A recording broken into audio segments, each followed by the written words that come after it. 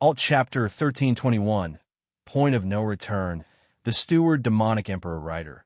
Star Reader Fate, Luck, Chance, Fortune, it was called many things, and as impossible as it might seem, they were making up new terms for it every other day. But if there was one thing the people were unanimous and unequivocally about, it was that destiny, or whatever kids called it these days, saw one's future. How did that even work? Through dice, bones, entrails of some exotic animal hardly anyone heard about? The movement of stars, the moon, the sun, maybe all of the above?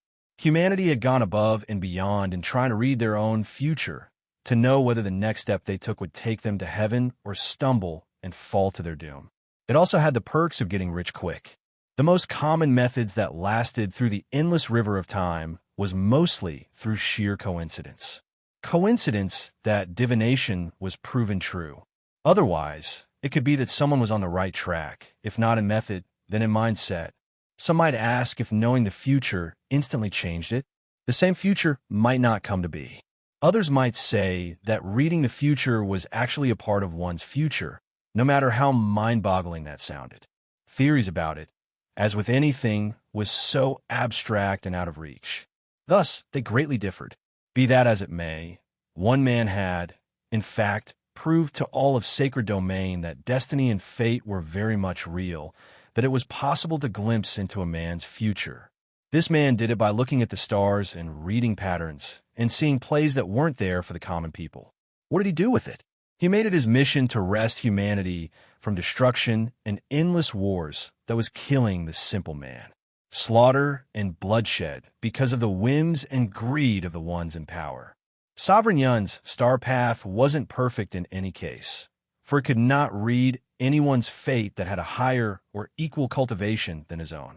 It was for the same reason he could seize a fan needing help in his journey to save the sacred domain. He used this information along with the other 8 sovereigns to try and wrest the world's course from total annihilation as Heavenly Sovereign so graciously pictured. This help came in the form of his treasure, Worldbridge. In his words, this item would help Shuo Fan find what he sought, and it did point him in Chu Qingqing's direction. As he sat there in his cave, mulling over what fate is and how is one supposed to make sense of all the cryptic signs heaven threw at him, he was fiddling with the Worldbridge, even in daytime, for time was of the essence and couldn't spare a moment of rest. But a week into his commitment to complete the star path, he came to a shocking, yet equally obvious, realization. He could only read the stars at night, while the result of the reading was apparent in daytime, like it happened when he sought Chu Qingsheng with all his being. As such, he would focus on the Worldbridge at night, using it as a conduit to understand the stars in the sky, who they represented, their shine, their direction, every little detail he could perceive. He would go through all the information he gathered in daytime, analyzing, comparing, and contemplating before checking to see his progress the next night. This process was lengthy and hard, for it was sometimes impossible to know what you were missing even when it stared you right in the face. Taking something for granted blinds a person from seeing its true value in nature. This was his greatest challenge, to look where he hadn't looked before, yet conscious enough not to dally too much in what could very likely be the wrong direction. It was incredibly easy to get lost when he didn't even know or see a way forward. Luckily, the Worldbridge covered that aspect, nudging Shuo Fan back on the straight and narrow. Such was a sovereign treasure beyond fathom. While his mindset had shifted now to Sovereign Yun, that of seeking to read the fate of the world so he could save the people, the temptation his own personality had over him to read the destinies of all the people around him and himself was intoxicating. It beckoned him to find the shortcut in this mess with Heavenly Sovereign and the sea of blackness. It was a desire that plagued his mind. He would rather avoid having to live through his next lives as a pawn to that man or any other. His previous lives weren't that memorable, so to speak. It proved for naught, just wasting time. Heavenly Sovereign had grown beyond his scope, and he could not perceive his star, thus read its direction. As for the Luo clan and everyone else, their fate grew dark at one point, simply gone. One moment he was watching the stars shift, then they vanish in the next. He then tried with a more manageable subject, a simple Luo clan guard, but he too had his fate missing at the same junction. It went on for the many other people he read, even beasts. It told Zhuofan one thing. This was the crux of it all, of Sacred Domain's outcome. The sudden vanishing of stars could mean that Heavenly Sovereign won and cleansed the world.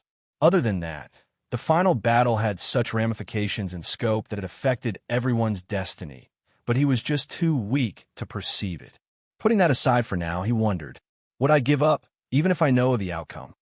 He shook his head, realizing that he had been fighting against worse odds all his life and still came on top. Destiny might play a role, but he believed it was not everything, which was why he was going to go down swinging. The ground shook and a prismatic light shone at the entrance of his cave, jolting him out of his musings. He peeked out of the cave, smiling. Things are going splendidly, I see, even if a bit late. The Steward, Demonic Emperor. All Chapter 1322, Obsession, The Steward, Demonic Emperor, Writer. Star Reader, there was a thunderous detonation. The world went suddenly, entirely silent, but for a faint, high-pitched whine. The earth shook. Wind ripped and eddied through the Luo clan's compound, tearing at the people walking about their business and nearly dragging them over from the sheer blast.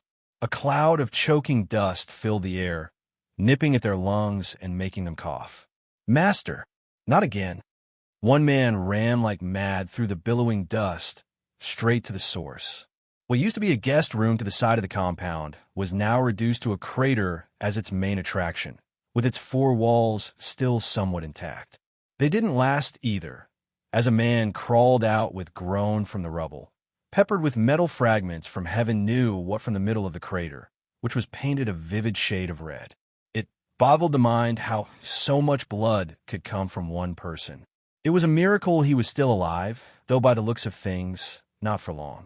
Why do I always fail? What am I doing it wrong?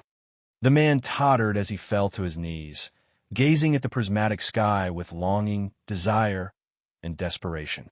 It's the third time already. What am I missing? Master, please calm down.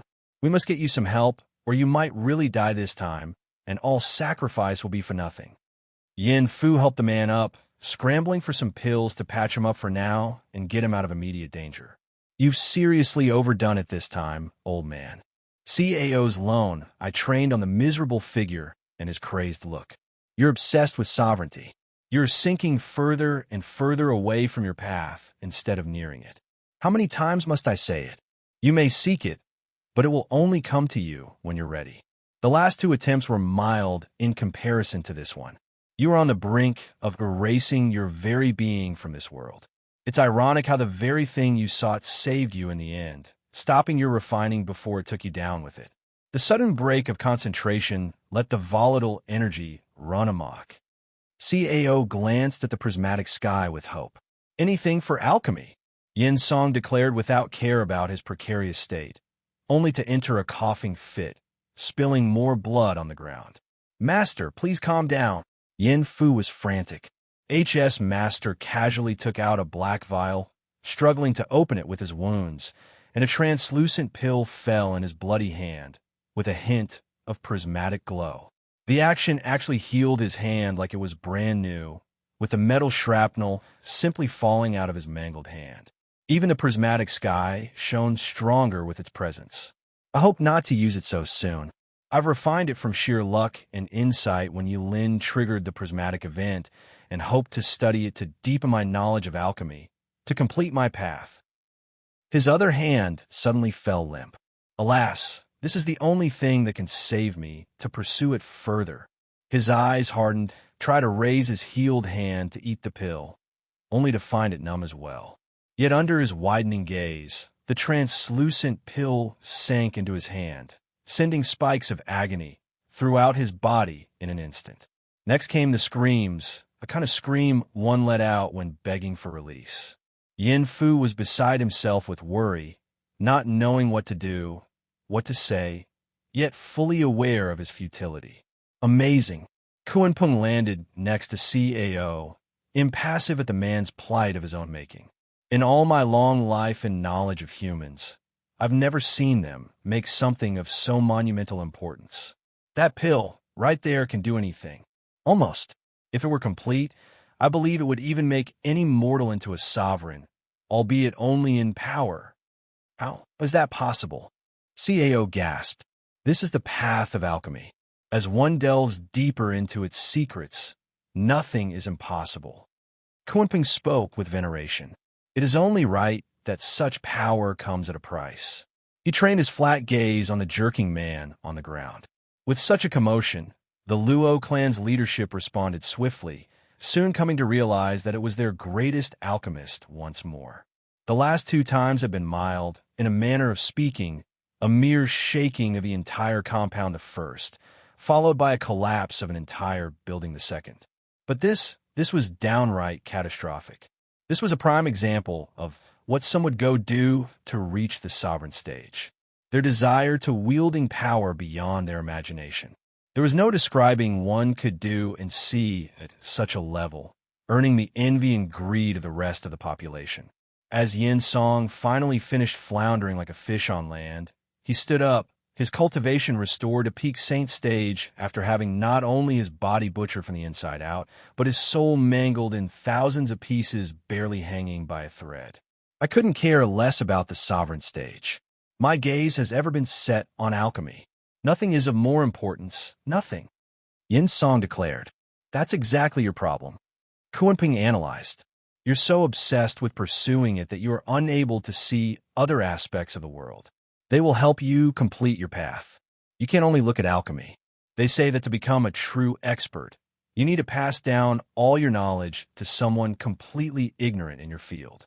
Since you want to give it another go, try reaching your disciple first. Think of it as a trial to teach another of the things you've seen and discovered about alchemy. It will also help you calm down from your suicidal tendencies. Yes, master. Please show me what you see. I want to learn everything from you. Yin Fu kneeled and banged his head, touched by the man's dedication. It stirred his own feelings of admiration for alchemy. I don't know if I can stop, but you'll follow me at every step. Together, my disciple, we will achieve the perfect pill. Luo Yinhai eased a breath, glad there wouldn't be any more destruction around his clan. Which is it this time? Can it be Zhuo Fan? The steward, demonic emperor. Alt Chapter 1323, Second-Hand Enlightenment. The steward, demonic emperor, writer. Star Reader Kunping looked around to see the elders, sword kings, and even some girls sitting cross-legged in hope of widening their perspective through this incredible event. It was insane how something only happening every eon or so, at the soonest, was popping out every other month or so. It's one of ours, that upright lady, CAO spoke. But this time might be beyond what we can do to hide her aura from Heavenly Sovereign. It'll need all 5 of us to cover her. I just can't imagine how her event is so much stronger than when Old Dragon's disciple had the most violent advancement. The 5 sacred beasts were the only ones unattracted by the prismatic events, for they weren't humans, and their power was born from chaos when a world was being formed. The 5 flew past the countless cross-legged people in meditation and arrived at Murong Shue's room, feeling the tremendous power she was releasing, different from Lei Yuding and Yilai. The 2 previous events, courtesy of Zhuo Fan, had helped the Luo clan's experts rise faster and higher than anyone in the sacred domain, driven as well by survival against the strongest enemy they had ever faced. It came as no surprise some of them would grow to stand next to Zhuo Fan in power. The only question was who? It was a shock to anyone when Yi Lin turned out to be the first to complete his path and not Dan Xingxin. His path was that of the Inferno, despite being the disciple of decimating dragon ancestor, who even shared his blood with him. There was no discrimination when it came to insight and enlightenment, available to one and all, as long as they were human and were open to accept the revelations heaven offered them. Yi Lin discovered that fire was an elemental force that had captivated the human imagination since time immemorial, not merely a tool. A profound symbol that transcended its physical manifestations. In the dance of flames, one found a metaphor for the dual nature of existence, creation and destruction, warmth and peril, life and death. Fire transcended its physicality to become a profound metaphor, inviting contemplation on the intricate tapestry of existence.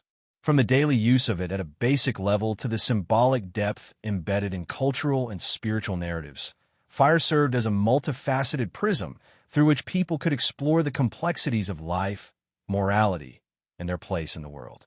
Peering into its nature, one found not just warmth and light, but a timeless reflection of the human soul, flickering in the vast expanse of existence.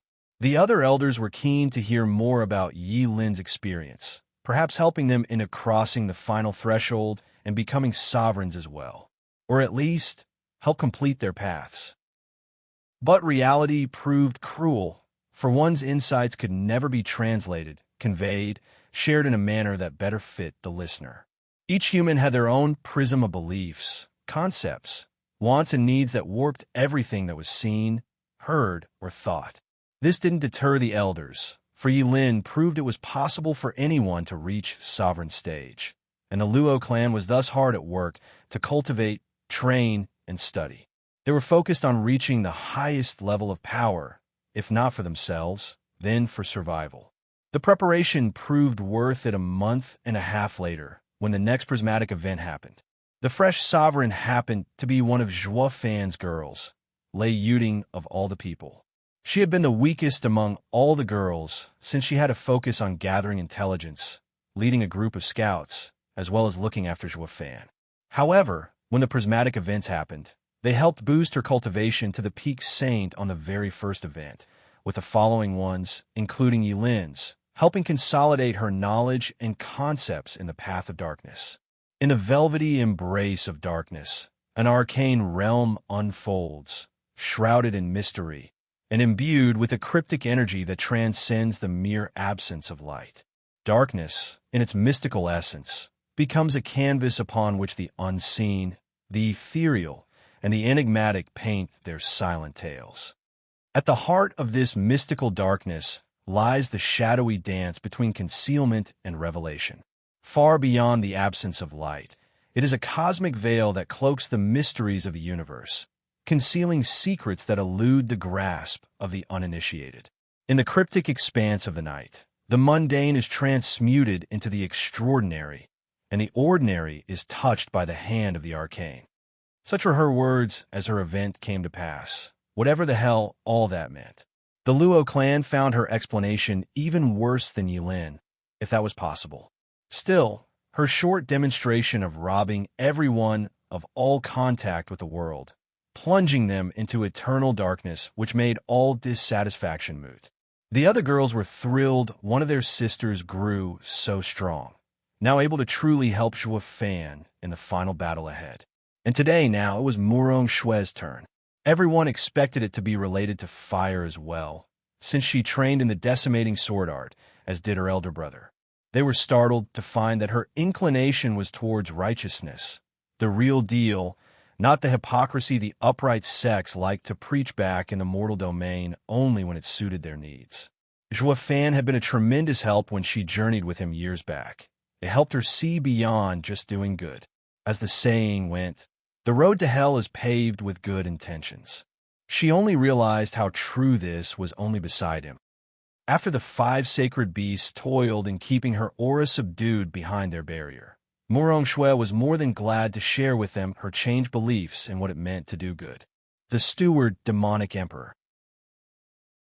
Alt Chapter 1324, Supreme Stage, The Steward Demonic Emperor Writer. Star Reader. I now understand why Heavenly Sovereign said he felt the next stage after having completed his void path. Murong Shui came out of her room, brimming with power, but also had a noble air about her. What makes you say that? You've barely completed yours, and you already sense the next stage? Isn't that too much? Kunping asked in shock. It's more like an instinct, or vague sense of something out of reach with no idea how to grasp it. But ever since recounting Zhuo Fan's past, it all fell into place as I completed my path.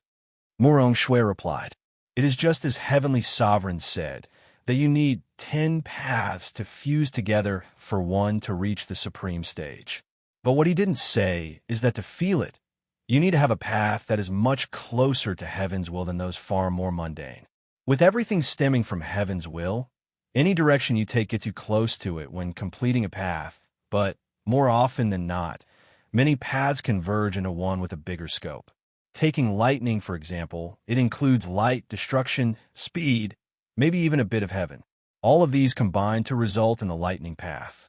In case of Heavenly Sovereign's void path, that must have been from the time near heaven's will's inception, being very close to its true nature. That is why he has so much power than all the other sovereigns. My righteous path touched upon the supreme stage because it involves many other paths as well, like good, evil, justice, impartiality, humanity, and even a bit of void. I can't tell if this is good news or bad. On one hand, if your path had been any stronger, Heavenly Sovereign would have noticed you despite our cover. On the other, you'd very likely have the power to fight him one-on-one, if it were the old him. Maybe you could begin fusing paths to reach Supreme Stage as well, just in case Shua Fan's plan goes sideways. It always pays to have a backup. CAO surmised. In regards to fusing paths, I believe Heavenly Sovereign is wrong about the approach. This is like brute forcing himself to reach the Supreme Stage, when we all know cultivation is more about what we discover and not pushing through head first. Morong Shue shook her head. What's the right way to do it then? Danqing Shun asked with an eager look, as did the Sword Kings, driven more about seeking higher levels of mastery than actually being the most powerful. There are only so many paths to go around when each one, even the most basic path, takes too much time to complete.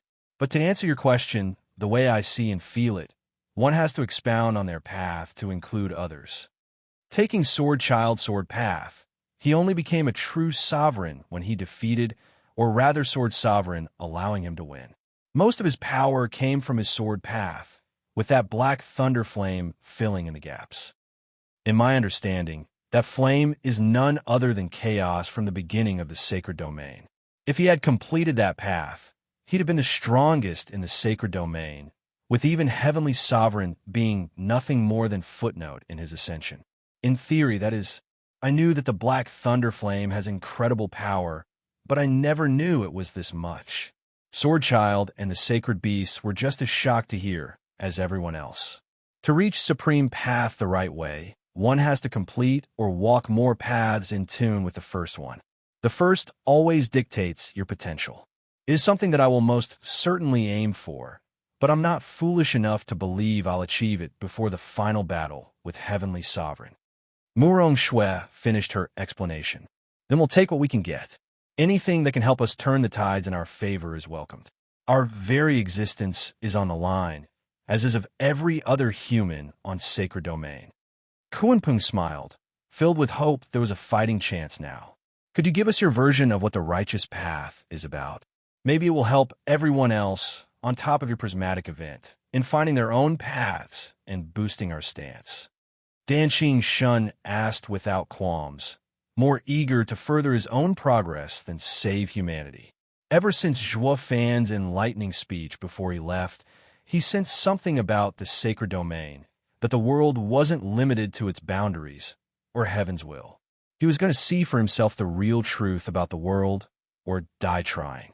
Righteousness, a beacon that illuminates the moral horizon, stands as a pillar of virtue in the complex landscape of human ethics.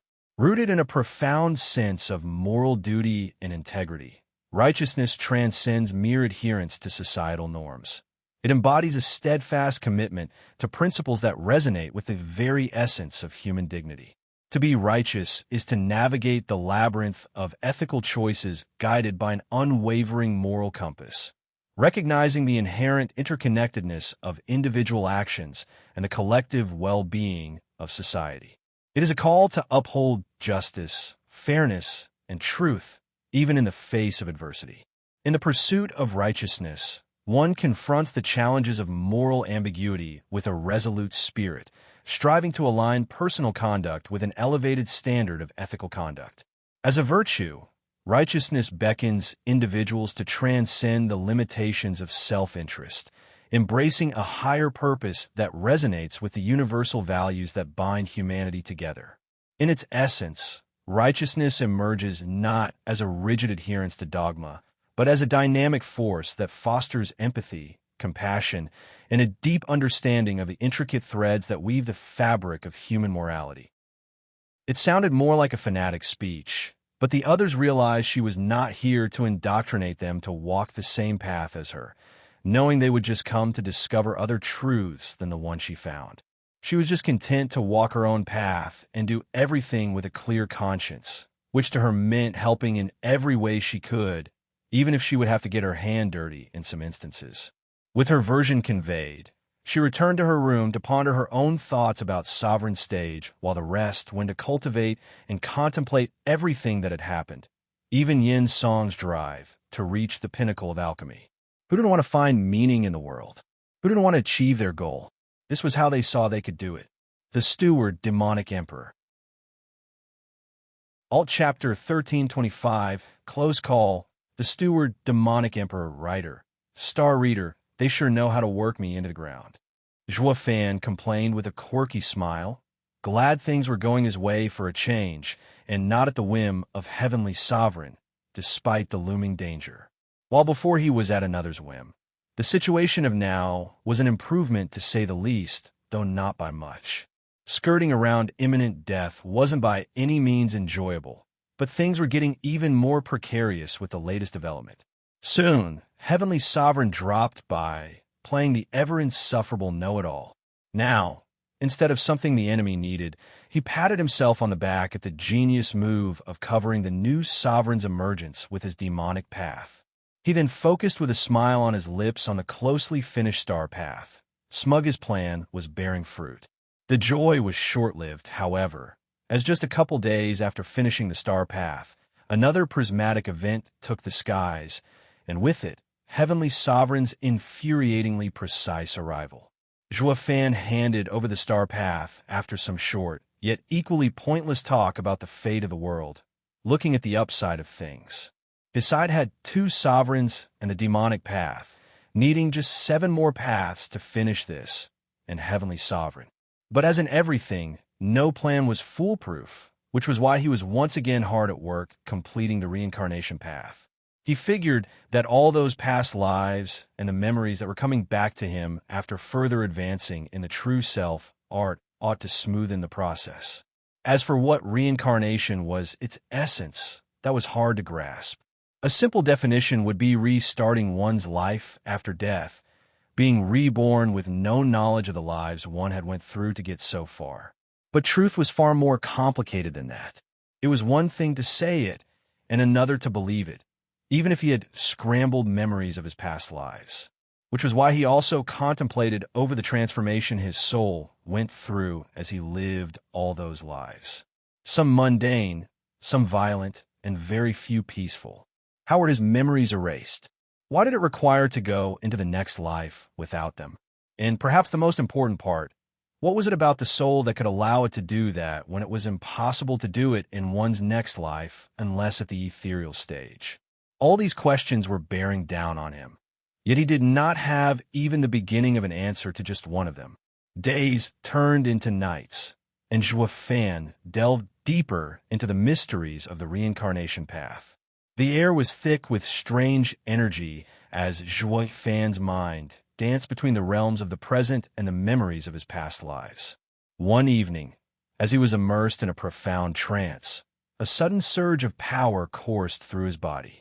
It felt like an awakening, a key turning in the lock of forgotten memories.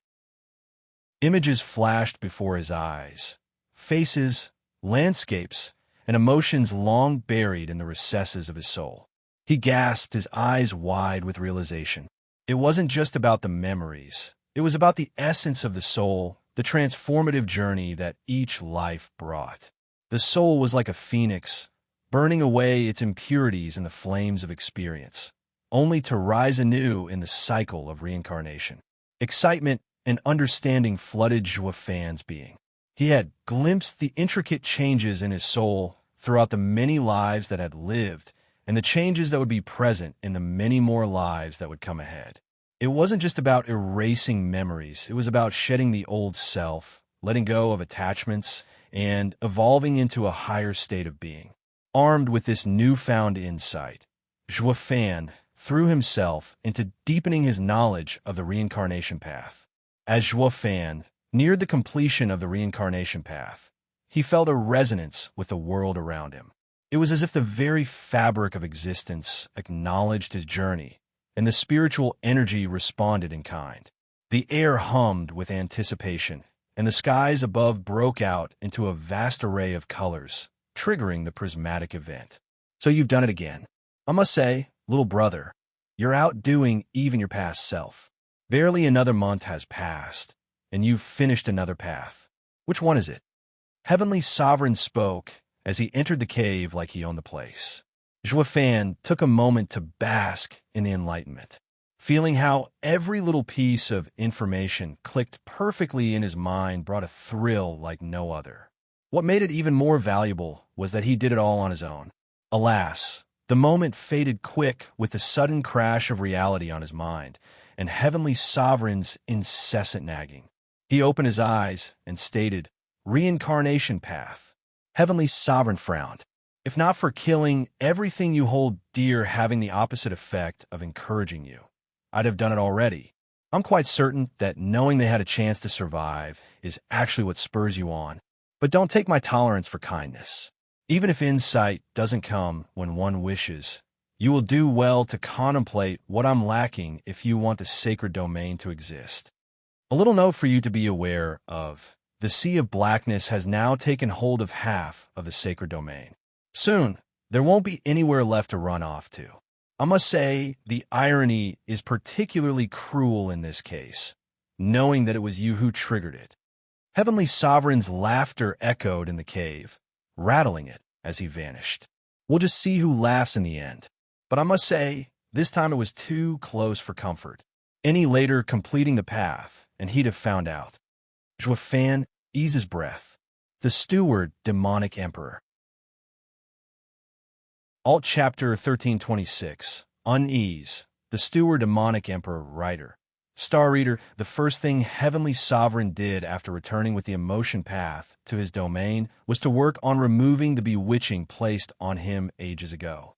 It always had the habit of flaring and disrupting his character in the worst moments, like when Emotion's Sovereign stepped in to wrestle over her path and by Zhuo Fan time to flee, or the time he was frantic in escaping the sea of blackness without his left arm. It was still unhinged even till now. Emotions were for humans, which completed them, but to Heavenly Sovereign, walking the path of the old and untainted heavenly will, they were a disease, one that could very well take his life. Infected as he was, with countless random thoughts no different from a madman, it was getting harder and harder to not lash out. Alas, it proved too much when the 8 freaks he had under him, gathered throughout millions of years since the mortal domain came to be, came back with bad news time and time again. He snapped, then and there, using the heavenly eye to remove these eyesores and free him of their irritating presence. In the rare moments of clarity, he realized that it might have been a rather rash decision, that he should do something about his worsening situation. It was then, as fate had it, that Zhuo Fan, the uncrowned sovereign of old, and his little brother, lived up to the duty the other 9 humane sovereigns entrusted him by completing their paths, trying to defy him of all things, him of all people. He figured Sword Sovereign would be enough to bring it back, so he could regain his calm. But the result was disappointing. Heavenly Sovereign had thus no choice but to intervene, removing Sword Sovereign for his insubordination. Despite the grand speech he prepared, knowing there would be a fight either way, Zhuo Fan threw him a curveball in simply handing over the emotion path, leaving him stumped. However, since he was so generous, Heavenly Sovereign saw no reason not to push it by demanding the demon transformation art, needed to fuse the paths as it could take in any and all powers. It was why the Black Thunderflame came to be in the first place. Even in this instance, Zhuo Fan didn't even blink as he ruined his cultivation by giving the fully trained art over, with an unnerving smile and unsettling words to top it off. Heavenly Sovereign took his leave, having got what he came for, wanting to remove the bewitching and regain his former composure. the attitude he needed if he wanted to cleanse the world of humanity's corruption. It wasn't easy. He had to work with emotions from an objective standpoint, so he could remove it, but he did it in the end. Although it did take over a month, he still did it. And during that month, he also got the child sovereign's path. The first thing that came to him when clarity was finally restored was regret for removing the 8 freaks and sword sovereign. Despite their far inferior power, when compared to him, they were still the next strongest beings in the sacred domain, and they would prove helpful, more or less, when a situation required. Now, he had to do everything himself. Since there was no use crying over spilled milk, Heavenly Sovereign turned his attention to fusing the paths he currently had. Days turned into weeks as he slowly added one path after another to his void path, bringing him ever closer to the supreme stage and the end goal he had envisioned for millions of years. Despite getting stronger with each added path, something was irking him and made the success taste sour in his mouth. It was only when he added the 3rd path did it all become clear. Zhuofan's words and casual attitude when giving up the demon transformation art left him disturbed and affected so much he couldn't get out of his head. He knew he needed to take control of the situation once more. Having finished fusing 4 paths in total, he put the others aside, wanting to instead brave the sea of blackness for the remaining paths rather than play in Zhuofan's hand and wait for him to finish completing them. If he were to win like he wanted, he would do it on his terms. The first time he approached the sea of blackness, and where he thought the paths would be. However, he sensed nothing still from the great abyss. No energy, no path, no nothing. He was prudent after he had lost his arm, even if he was far stronger now. He conducted simple tests to see if he could pull the paths out. They ranged from using his void skills to nearing himself while shielded with his power. The results were mixed, with few methods showing the blackness shrinking in the place where it was hit, but for the briefest time. Too little to go in and get the paths himself. Not that he knew where exactly they were in this abyss. Others' tests had expanded the sea.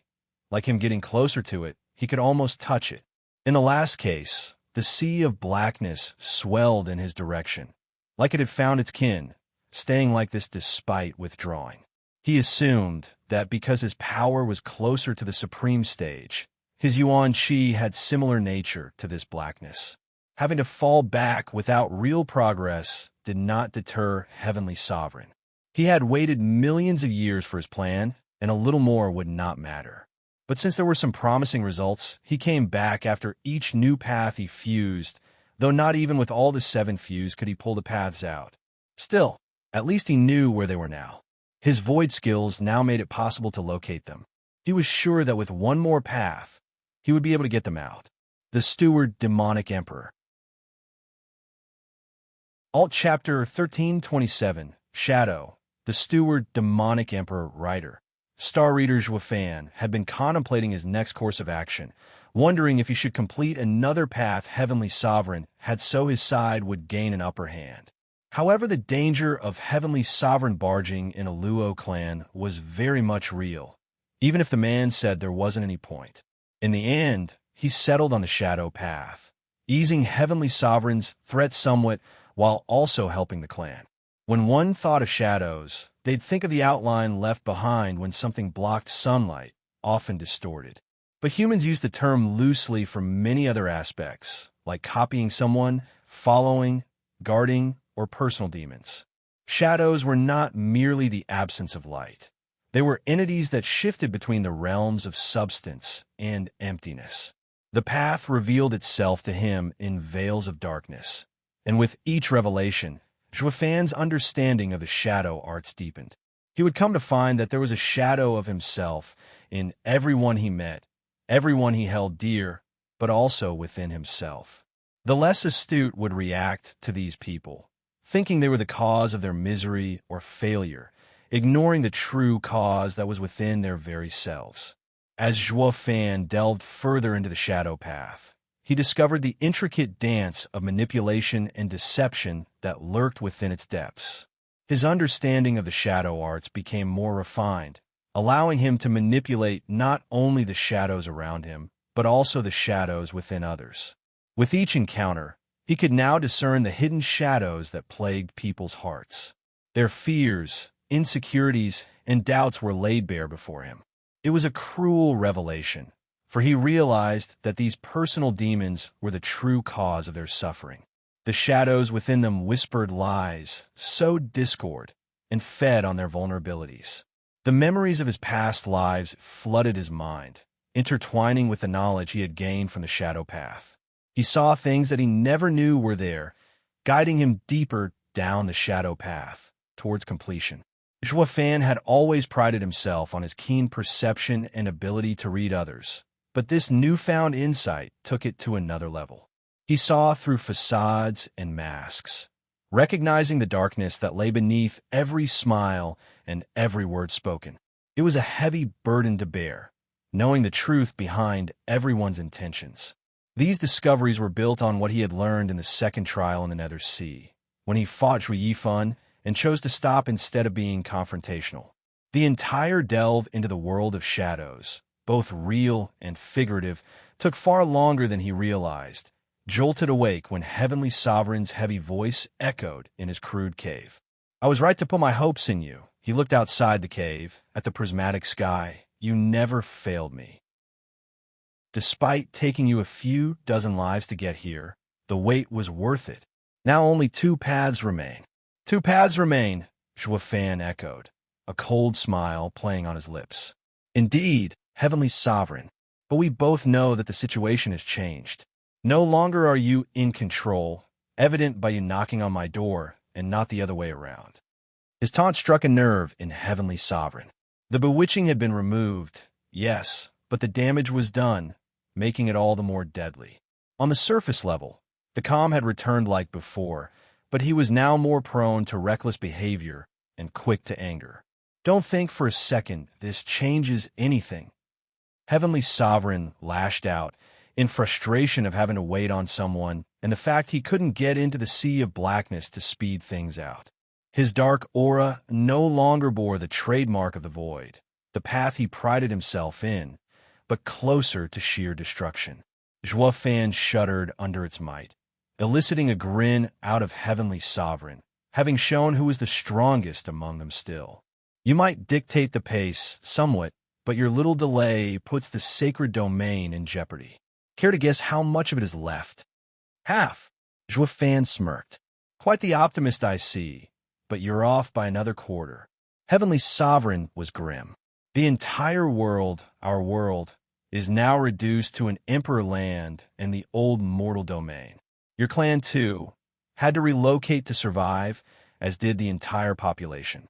The way things are now, it wouldn't take much for the people to revolt and throw everything into chaos, something they've always been good at. This is why the world is better off without them." Heavenly Sovereign left a pale Zhuo Fan behind to contemplate on his decision. Meanwhile, the Heavenly Sovereign wanted to fuse the 8 path and test the sea of blackness once more. He needed to gain the upper hand as fast as possible and crush any uncertainty. "Just a quarter left," Zhuo Fan muttered to himself in disbelief. His previous forecast was that it would take a couple years or so, but things were far more serious than it seemed.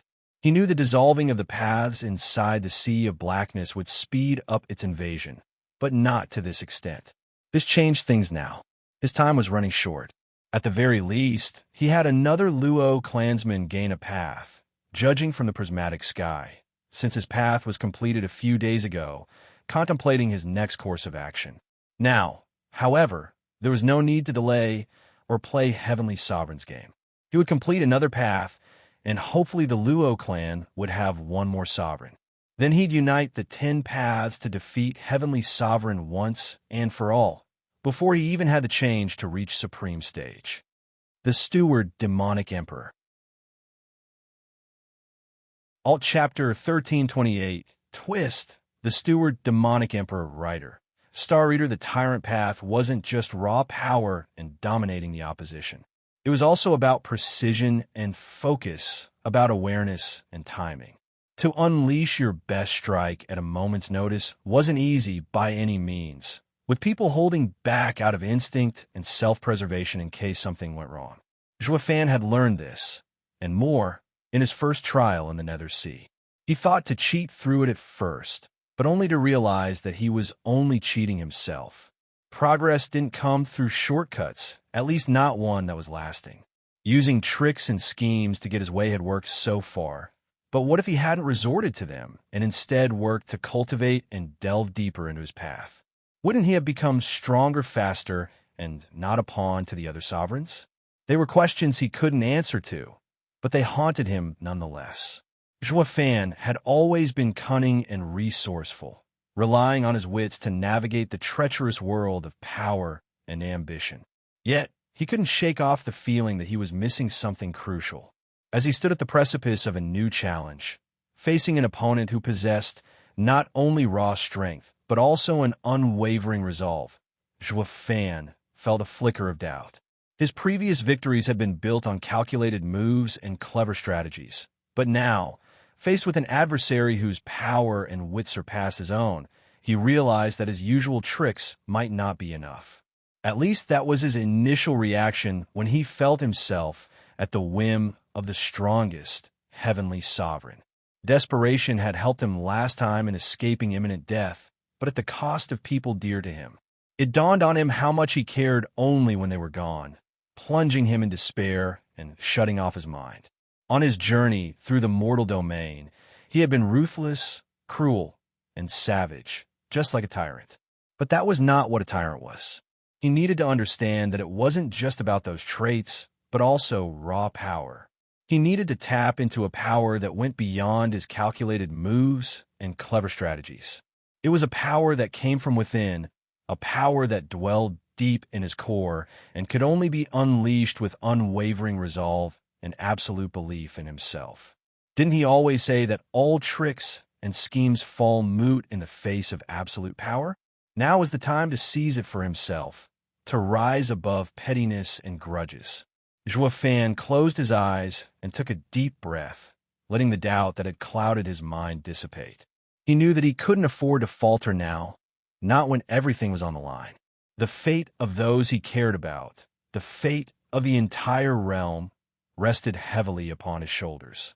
That went double now when he was running out of time. Heavenly Sovereign brought grim news of a sacred domain almost entirely taken in by the sea of blackness.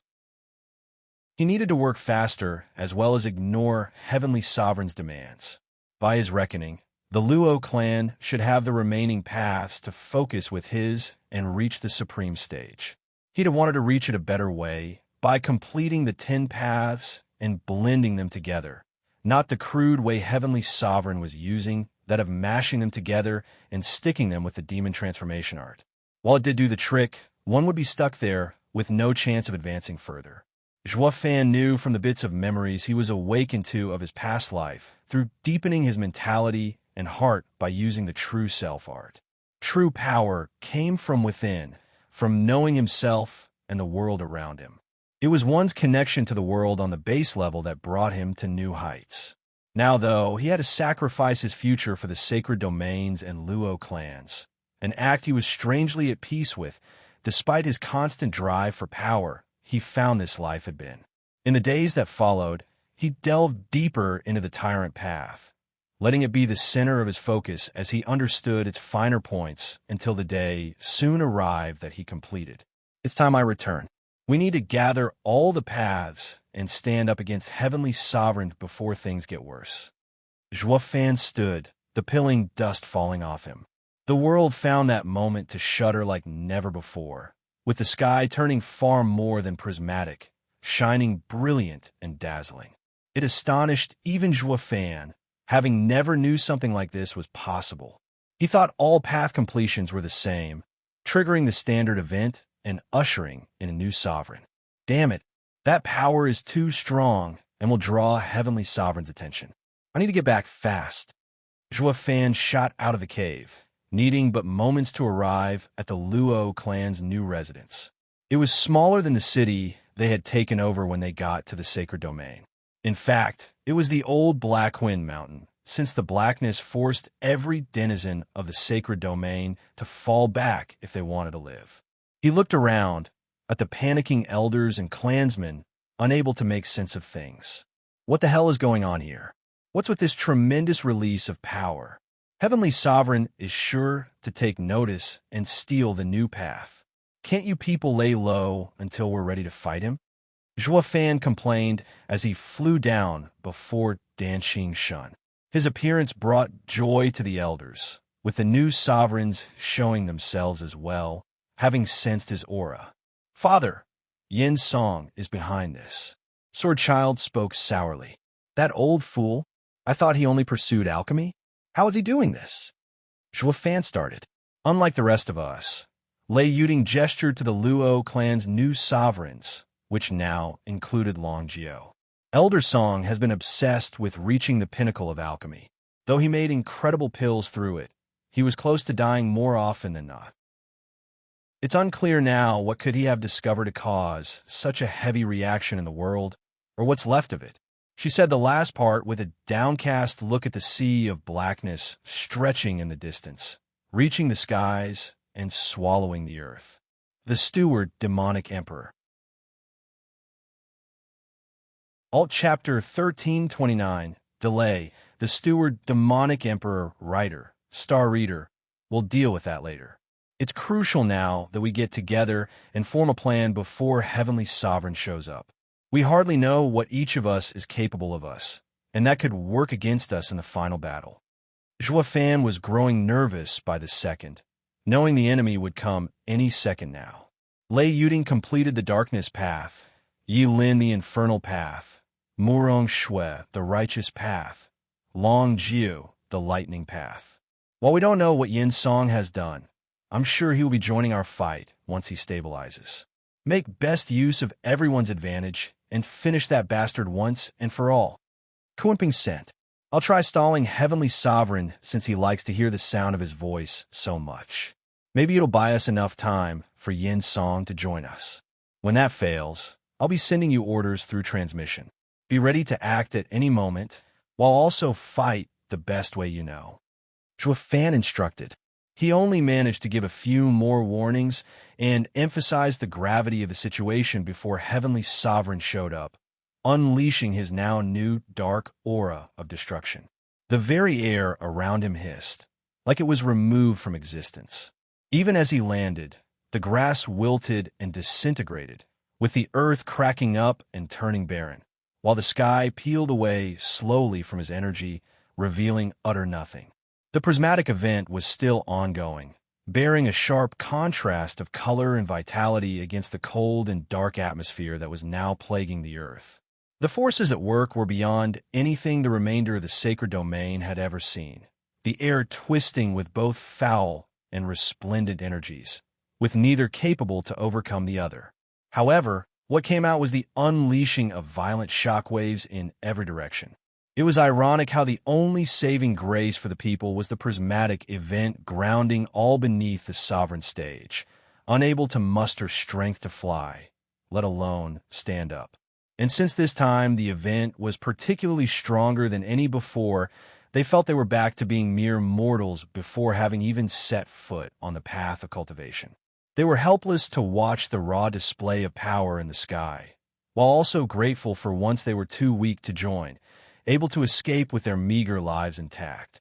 Though, hardly anyone was optimistic of the future, knowing that even if they got out alive today, the blackness in the horizon, stretching from one end to the other, would swell and take them all tomorrow.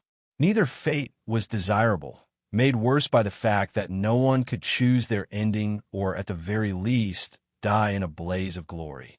But with their puny strength, they would be more like a spark from a particularly thin match.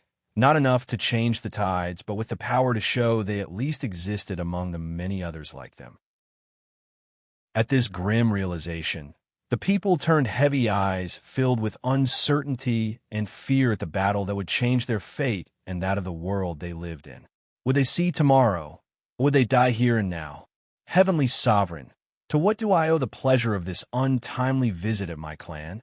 Zhua Fan smiled, keeping it cool and sarcastic.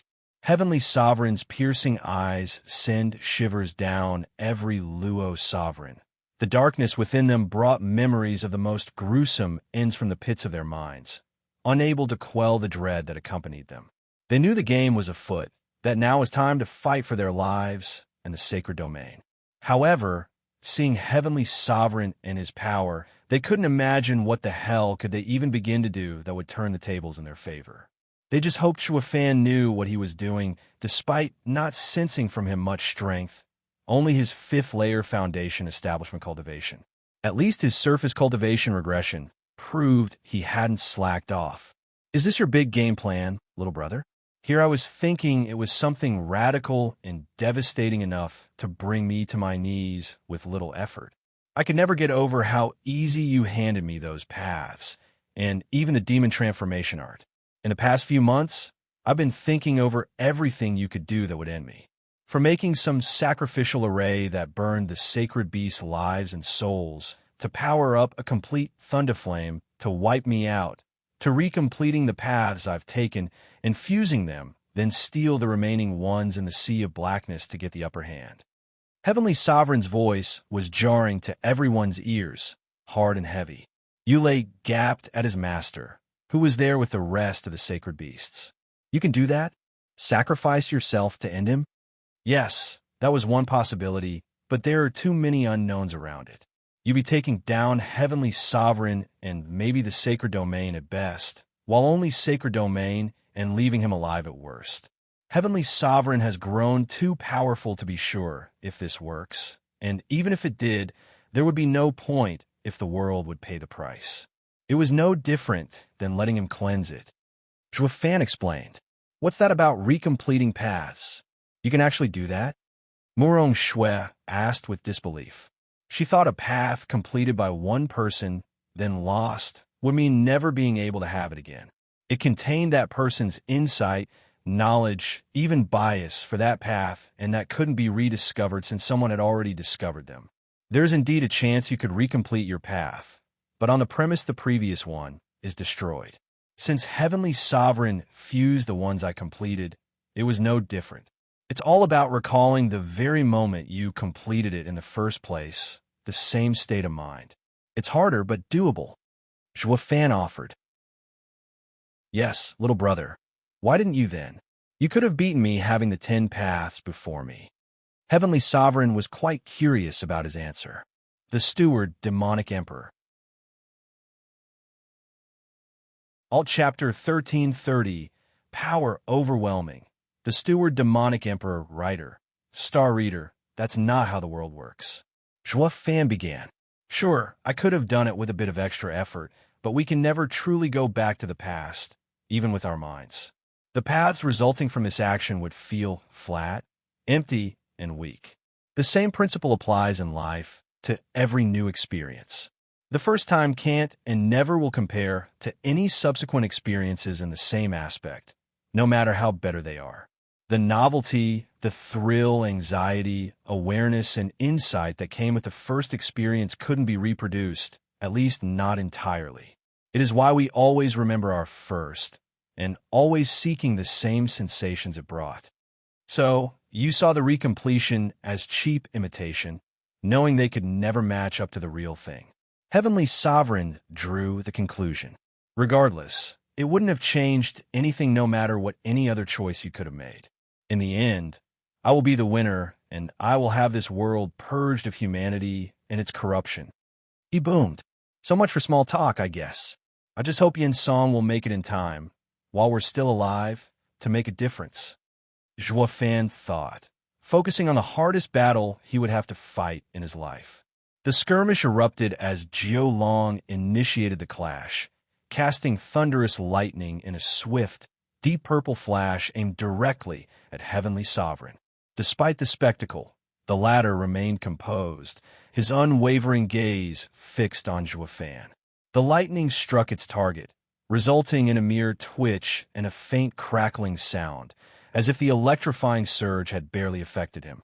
Heavenly Sovereign, wearing a sly smirk, commented, "That barely even tingled.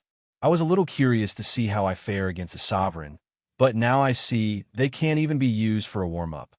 His dismissive tone cast a shadow of doubt on the onlookers, who felt their chances dwindling. Meanwhile, Zhuofan pondered the best strategy to confront this formidable opponent. Unfazed by the underwhelming lightning, Heavenly Sovereign declared, "Since you were so kind to start, allow me to return the favor." His harsh words were accompanied by a swift, gray sword wave, faster than the previous attack, reaching Zhuolong before anyone could react. With reflexes guided by Yuan Shi, Zhuolong formed a protective shield, but the attack effortlessly crushed it, leaving a nasty gash on his torso. Lingering and corroding power followed, threatening to consume him. Only Zhuofan's timely intervention, using the demon transformation art, alleviated the impending danger, though the damage had taken its toll, leaving Zhuolong uncertain if he could endure another such assault. Swift to rally his allies, Kunpeng joined forces with other sacred beasts to unleash their strongest attacks on Heavenly Sovereign. The latter, seemingly unconcerned, allowed the combined powers to clash before him, creating a torrent of black thunderflame that engulfed him. The fire tore through the fabric of space, leaving behind ominous black scars. As the flames subsided, Heavenly Sovereign's figure emerged, bearing grotesque wounds that defied human anatomy. Half of his face was missing, revealing a sinister grin formed by bleached bones. The observers rejoiced momentarily at the apparent victory, only to be dismayed as flesh began to knit over the bones, rejuvenating as if untouched by the devastating attack. The mystery of how Heavenly Sovereign could recover from such crippling wounds left the onlookers in awe. Realization struck Zhuofan as he pointed out, "The reincarnation path. You're using it to wipe away all past influence, but also how it happened." Heavenly Sovereign responded with a grin. "All I remember is that I've been through something dangerous. The blank in my memory proves I had to use the reincarnation path's power, but seeing how you're all poised, it's easy to deduce it had something to do with the 5 sacred beasts." Determined to thin the opposition, Heavenly Sovereign turned his attention to the sacred beasts, declaring, "Since I'll only be needing 2 of you for your paths, it's time to thin out the herd." Starting with the pets. His gaze pierced through the sacred beasts, targeting them with lethal intent. In a desperate plea, Zhuofan urged, "Stop him with all you've got." Employing the divine eye of the void's 8th stage blink, he unleashed a tyrannical fist on Heavenly Sovereign's head, momentarily halting his advance. Lei Yuding surrounded him with a dome of darkness, providing Swordchild an opening to unleash his apocalyptic sword, while Murong Shui hurled a translucent hammer. The darkness resonated with the sound of impact, temporarily giving the sacred beasts a chance to escape. They had no time to rejoice as they heard Lei Yuding's cry and the sight of her coughing blood. As Heavenly Sovereign reappeared, unscathed, from the failing dome of darkness, the realization dawned that while disruption was possible, inflicting harm remained a formidable challenge. "You're all nothing but flies buzzing in my ear. Why don't you all die?" Heavenly Sovereign unleashed a pulse of power in every direction, sending everyone reeling, except for Zhuofan, who utilized Shift to evade the onslaught. Heavenly Sovereign, growing increasingly irritated, once again went after the staggered sacred beasts. Zhuofan, unyielding, interfered once more, catching the ire of the formidable adversary. "You're starting to get on my nerves, little brother." His right eye shone with 12 golden rings, and the heavenly eye made its formidable appearance, pulling Zhuofan towards its inexorable gaze. The Steward, Demonic Emperor. Alt Chapter 1331. Exercise in Futility. The Steward, Demonic Emperor Writer. Star Reader Lei Yuding and Yi Lin frantically launched attacks on the Celestial Eye in a desperate attempt to free Zhuofan, but their efforts yielded no results.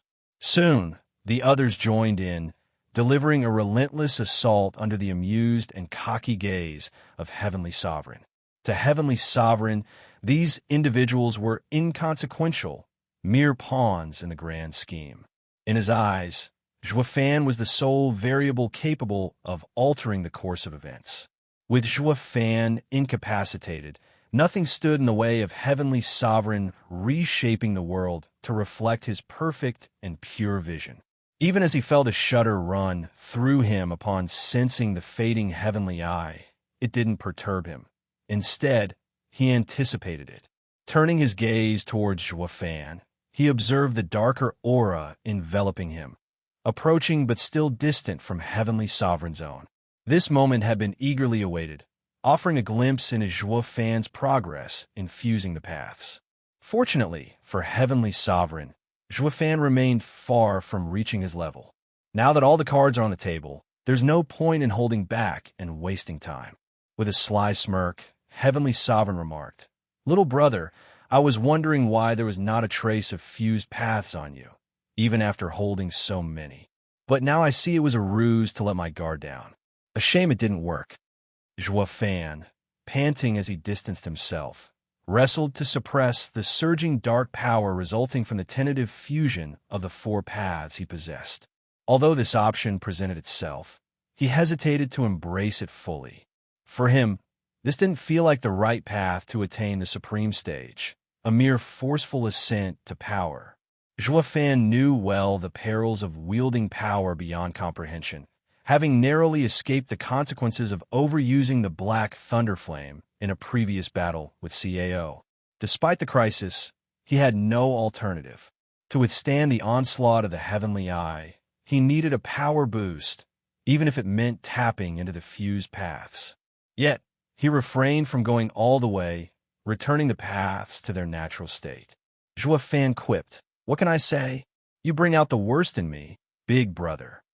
Brushing with death didn't deter Zhuofan from smirking at his worst enemy, relishing the opportunity to get on others' nerves. He knew that those who lashed out in blind rage often left themselves vulnerable. Growing weary of Zhuofan and the others, Heavenly Sovereign declared, "I can't say it's been fun, but now it's time to end this." He aimed for Lei Yuding, perhaps the weakest among them, intending to draw her path closer and inch himself toward the supreme stage. Zhuofan urgently sent a command to the others, now, anticipating Heavenly Sovereign's choice. The group swiftly unleashed their most potent attacks, incorporating the unique signatures of their paths, just as Heavenly Sovereign approached Lei Yuding. Even she contributed, releasing a black shadow at him. Zhuofan, far from idle, launched 4 attacks, adding a black mist to the mix. The 4 contrasting attacks blended midway, adopting a dark tone and releasing an imposing pressure. Upon colliding with the other 4 attacks, their combined power surged, turning nearly pitch black before engulfing Heavenly Sovereign's face. The aftermath left a gaping hole in the sky, hurling Lei Yuding far away and inflicting severe injuries. As the dust settled, a battered Heavenly Sovereign emerged, appearing worse off than when struck by the sacred beasts. Clinging to life, his gurgling voice through a ripped throat conveyed no surprise or despair. "That was a very good try, if I do say so myself. Way to coordinate your attacks there. But let's be honest here. Did you really think it would work?" One moment, he bled profusely. The next, he reverted to his normal self, though his tone had changed. I don't know what you pulled this time, but it must have been quite close to finishing me off by the looks of it." He glanced down at the pool of blood staining the earth below. Zhuofan taunted, "Again with the reincarnation path? Don't you know anything else? Not even you could deny its upside. It kept me alive against you, didn't it?" Heavenly Sovereign smirked and targeted Lei Yuding once more. He may reset his state to before the attack, but won't know what happened. This time, use the same attack twice in a row. Zhuofan sent. The others swiftly coordinated their attacks, unleashing another dark assault on Heavenly Sovereign, reducing him to the same desperate state as before. This time, they didn't wait for him to recover, following up with the same attack, hoping to vanquish him once and for all. Heavenly Sovereign scoffed, "The same trick won't work on me twice, little brother, even if I might not recall it. I thought you knew that."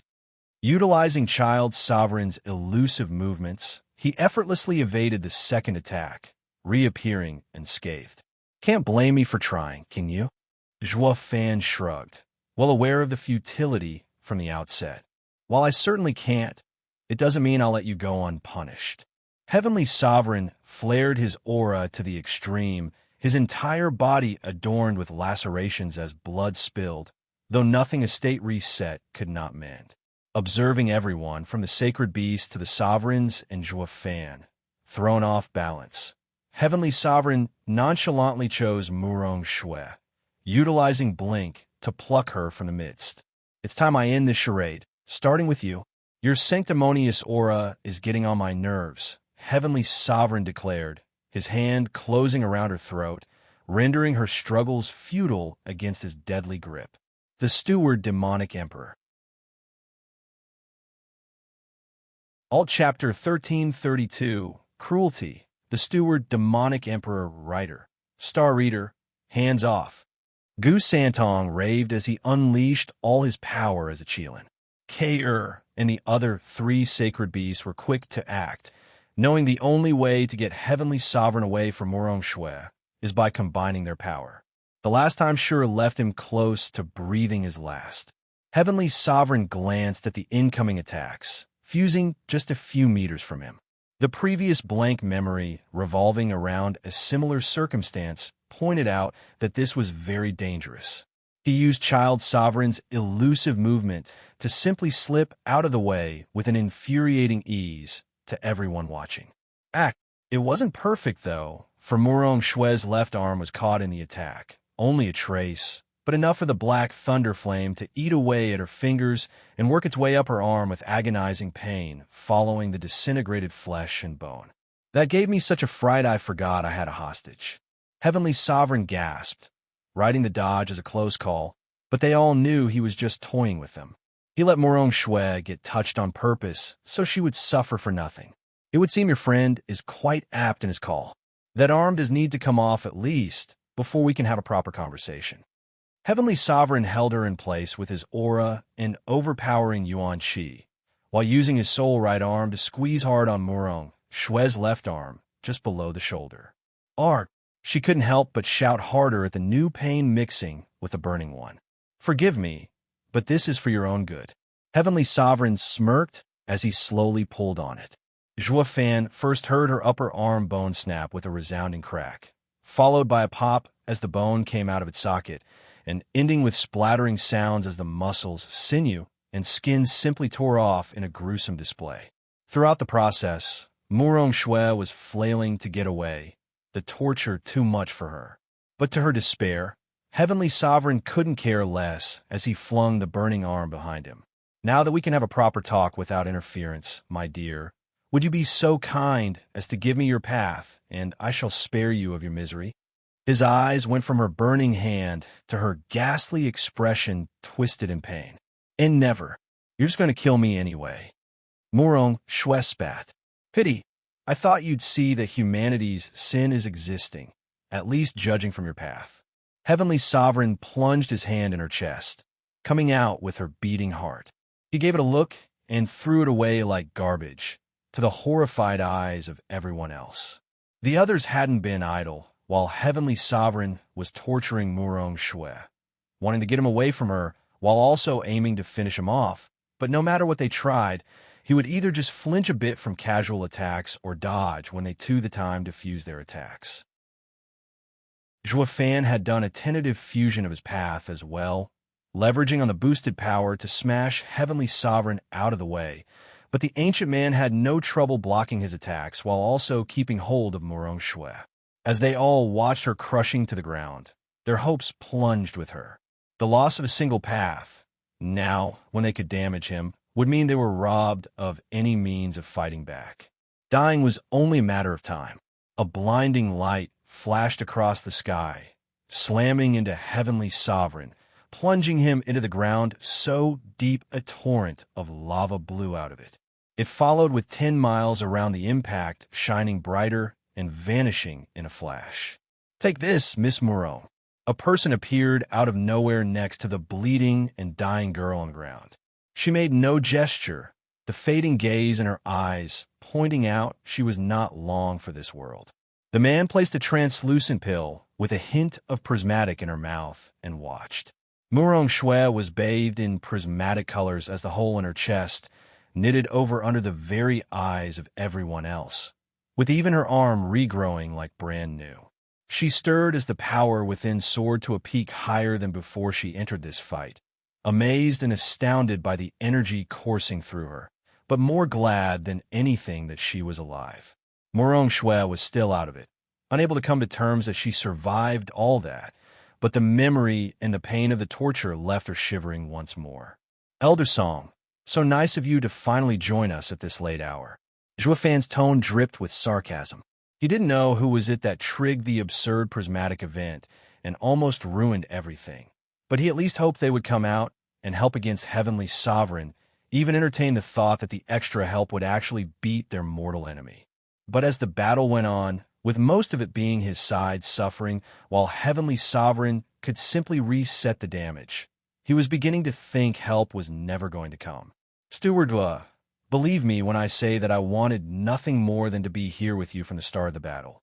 But circumstances have made it so I could not shirk away my duties as a master.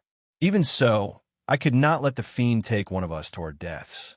The air around Elder Song changed, growing heavy and grave as he spoke. The others could feel how torn up he was inside for having delayed his arrival so far. Am I to assume, from the shocking event you triggered, that your path and power will be enough to defeat Heavenly Sovereign? Zhou Fan gazed fixedly into Elder Song's eyes, awaiting his response on which hinged their very lives and humanities. The Steward Demonic Emperor.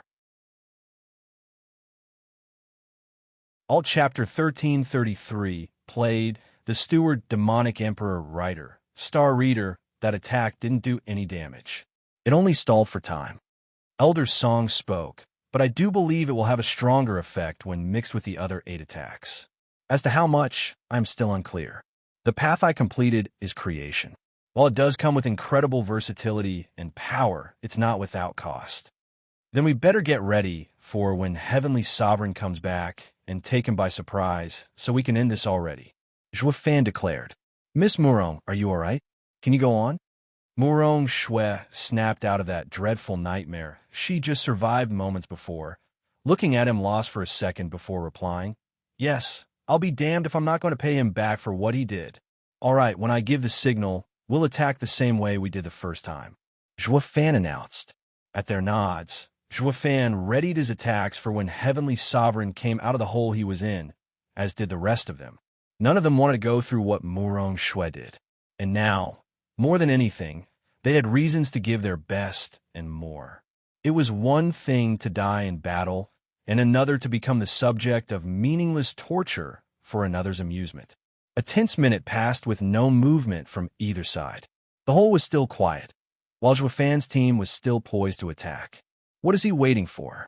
He's the strongest sovereign in existence. Yet all of a sudden, he is afraid? Is it because Elder Song appeared? Lei Yuding asked what was on everyone's minds. I can sense that he is down there, just waiting, with no change in his aura at all. Zhou Fan frowned. What is he playing at? The heavenly eye flared to life in the sky, once more, fixing its eerie gaze on Elder Song and pulling him towards it. They were all too stunned to react, with the exception of Zhou Fan, who never let his guard down, especially not against someone like Heavenly Sovereign. He once again did a tentative fusion of the paths and attacked the Heavenly Eye with a destructive slash. Just before it hit the eye, Heavenly Sovereign jumped in front of it to deflect it with ease. I knew from the start that you were up to something, little brother, just that I never could figure out what. Heavenly Sovereign smirked.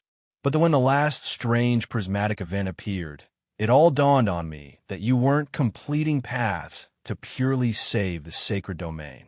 It was more so to fight me, especially by completing the paths I had already used, fooling me into believing the prismatic events were due to you when in fact they came from the Luo clan.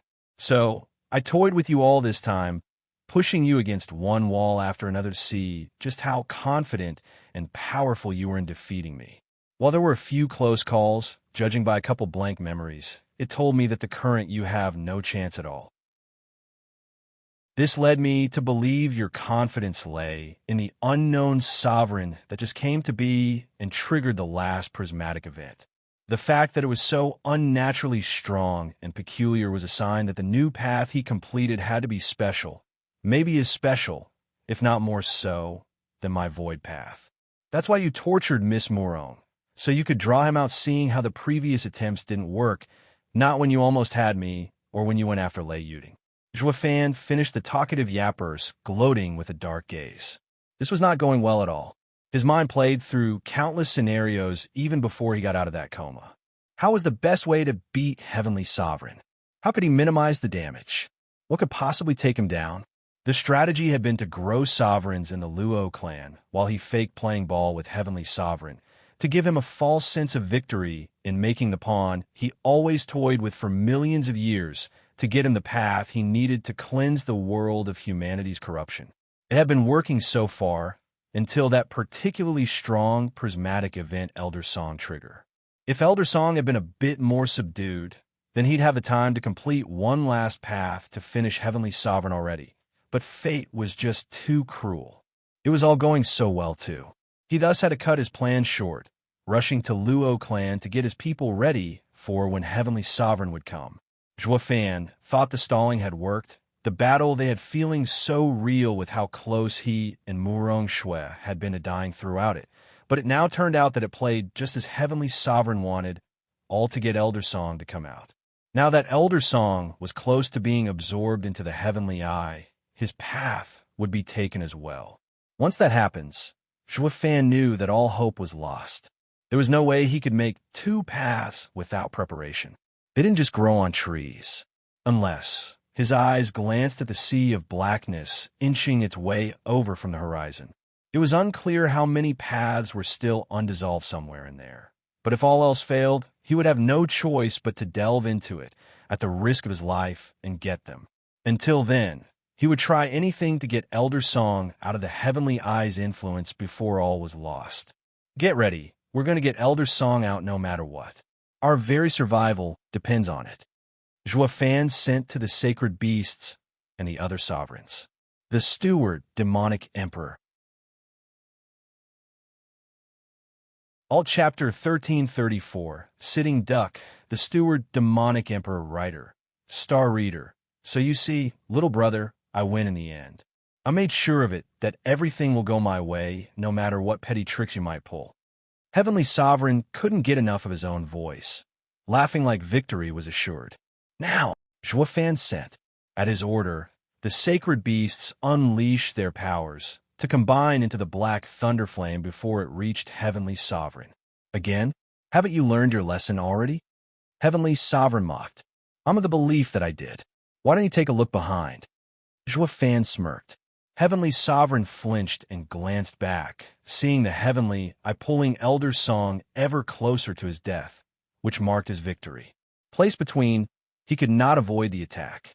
He cursed. Neat trick, but you forget that is nowhere near enough to change things. I can just take it and reset my state. Then he smirked, knowing that nothing would change the outcome. Guess again. Zhuofan grinned as he had already given the order to the others to attack, making sure to coordinate with them as well and unleash a fused path attack like before, ready to hit him at the same time as the sacred beast's black thunderflame. He was sure this was going to work, smirking as he saw Heavenly Sovereign gnashing his teeth in frustration. Fine, let's see what you're made of. Heavenly Sovereign roared. Despite what Zhuofan had hoped, the man was just that determined to get to the supreme stage and cleanse the world. He would let nothing stand in his way, even if that meant at his expense. He would have his wish, even if it were the last thing he ever did. Under the shocked gazes of all, the two attacks hit head-on, cracking the air around and rending space to reveal darkness beyond. They, themselves, were forced back from the aftermath of the gargantuan explosion. Their senses were all going haywire from all kinds of power surges going about. Waiting for the dust to settle, they picked themselves up and looked around to assess the damage. The ground around them was flattened and turned into a wasteland, with not a blade of grass or even a roach left alive. It didn't work. Kair cried, staring at the sky with wide eyes and at the peeking Heavenly Eye through the heavy dust clouds. The others snapped to attention. Heavenly Eye's presence proved that Heavenly Sovereign was still alive somehow. Maybe not for long. Fan hoped. He commanded the others to unleash another such attack, to end the battle in their feud.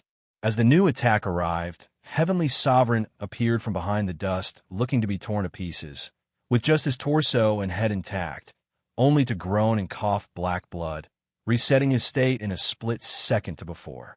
He didn't get a grasp what had happened to him, for the second attack came, taking him by surprise. Change of plans. Fan sent. The sacred beast will attack Heavenly Sovereign while we will go after the Heavenly Eye. I refuse to believe he can split himself. There has to be a limit to his power and how many times he can reset his state, but we must first get Elder Song to join forces with us. The others nodded and went to work once more, hoping that this time they would get to save their newest Sovereign Edition. They heard Heavenly Sovereign cursing as he came into view again, just as wretched as before, but still hanging on. The next second he reset his state and blinked for a moment to assess his situation, time enough for the black thunder flame to hit him square on. Even so, he had sensed the another attack, far more power, was going for his Heavenly Eye. It forced him to use Blink in his now damaged state. Heavenly Sovereign was about to use Void Wall, like many times before whenever he was attacked. Unfortunately, this time, he didn't even get the chance hitting him square on. Damn it, Fan swore. Things weren't going anywhere but in Heavenly Sovereign's favor. All they could now was hit him as they wished, but they couldn't save Elder Song. Heavenly Sovereign would always do something and block their attacks, or just take a head-on. But this time it was clear damage was done. Heavenly Sovereign came out of the attack looking damaged and bleeding from the countless deep wounds on him. But as time passed, there was no sign of him using the reincarnation path to heal himself. I see. You can only reset your state just moments or a second back. That's why this time, you can't do anything but let the wounds stay. Fan grinned, but then soured as he looked at the Heavenly Eye. Elder Song was about to be swallowed. Ha ha ha. That may be so, but you still lost. With his path added to mine, there's no way any of you have any chance of beating me now. Heavenly Sovereign spewed blood with every laughter, gloating despite the wounds and the increased blood flow. While he was rejoicing at the gamble he took, and Fan was frantic to cope up with a new way to save Elder Song. A second Heavenly Eye popped up in the sky out of nowhere, right across from the other, and pulling at Elder Song in its direction. To the gawked looks of all, even Heavenly Sovereign, Elder Song grunted and coughed blood and viscera as he walked out from between the two eyes' influence, since they canceled each other out right where he was, joining Fan's side with a weary look on his face and his hair turning white. How in the nine hells is that possible? Heavenly Sovereign actually squeaked seeing his prized art being copied to perfection. Something Fan should never be able to do. The Steward Demonic Emperor. Alt Chapter 1335 over. The Steward Demonic Emperor Writer. Star Reader. It's you. There can't be anyone else, or they'd have done it by now. Heavenly Sovereign barked and pointed a crooked and bleeding finger at the weakened and visibly older Elder Song. Of course it's me. Isn't it obvious from my state that I did it? Elder Song mocked. How is that possible? Did Fan pass on my art to you? No, for even if he did, you'd never be able to train it to my level. Not when even he couldn't. Heavenly Sovereign looked on with doubt and disbelief of what he was seeing, even as the Heavenly Eyes drained the last of their energy and faded away as they canceled each other out. Good luck figuring it out. You won't get an answer from me. I'm not dumb enough to reveal my cards just to get a moment in the limelight and get sucked into another creepy eye. It was bad enough my prismatic event already painted a bloody target on my back. Elder Song's weary voice snapped. Not at all bothered, he was back-talking the strongest being in the world.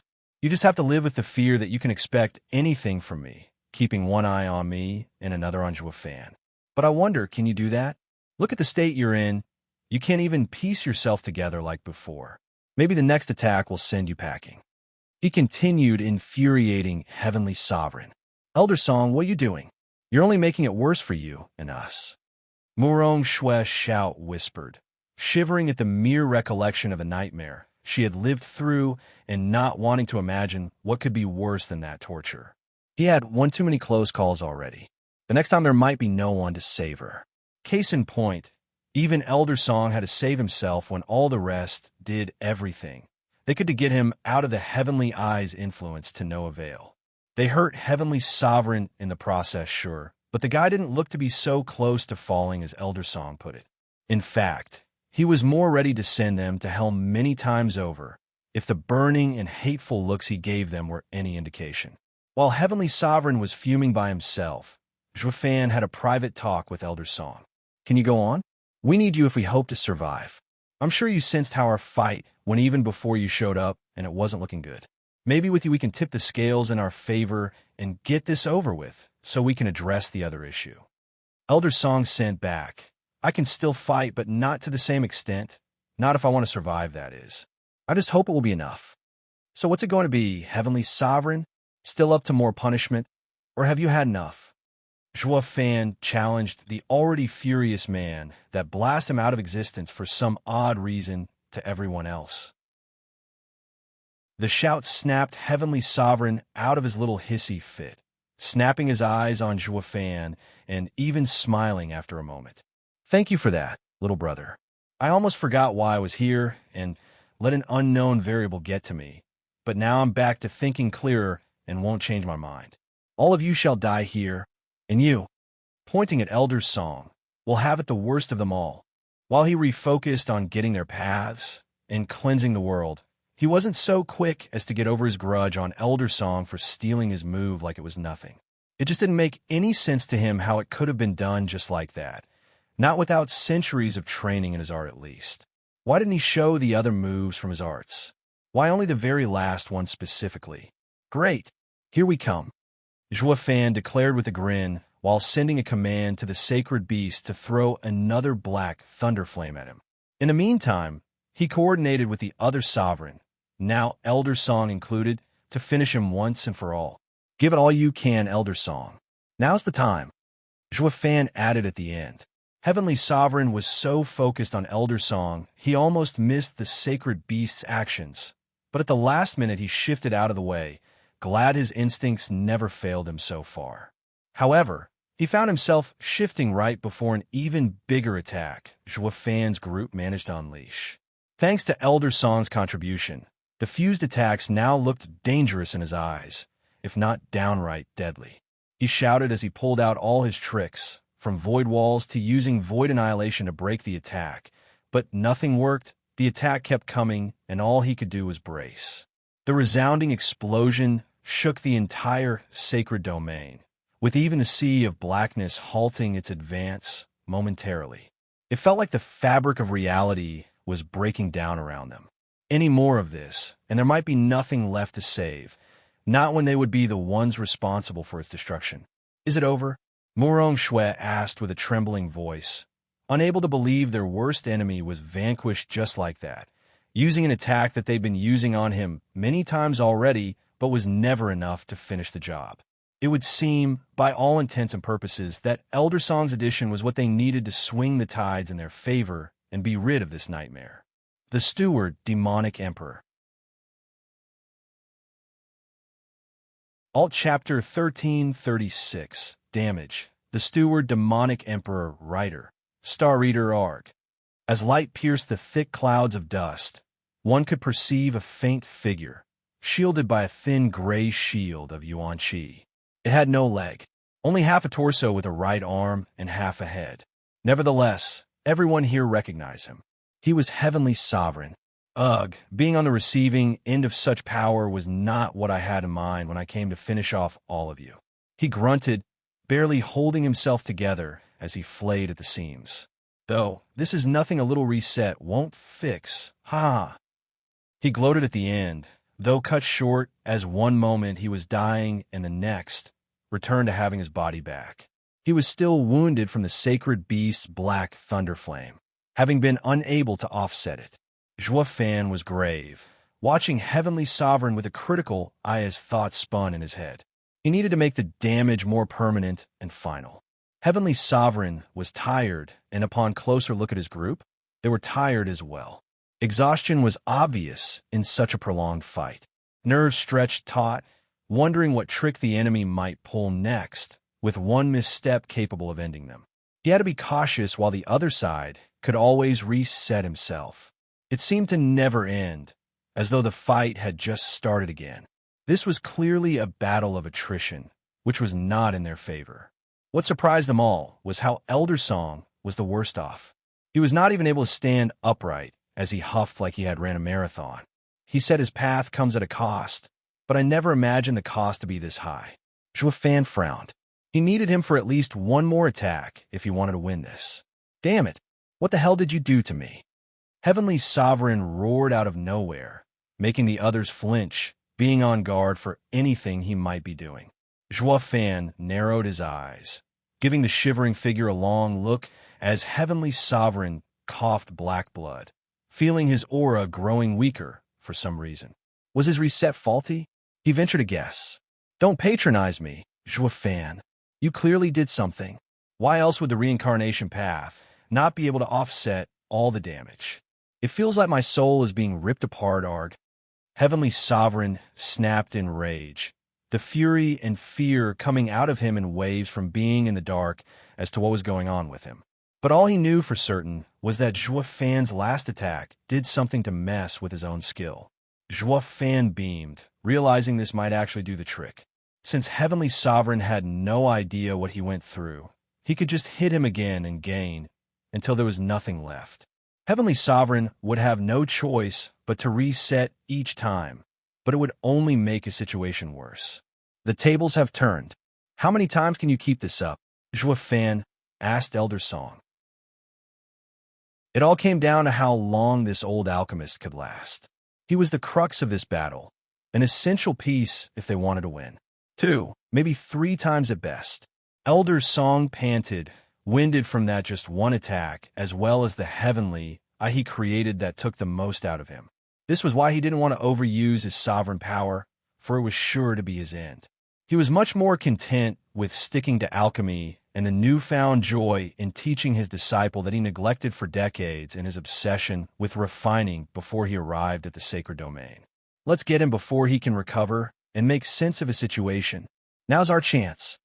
Zhuo Fan sent, making the sacred beast repeat the previous black thunderflame attack, while he and the sovereigns used their paths to unleash a myriad of colorful blasts at Zhuo Fan's instructions.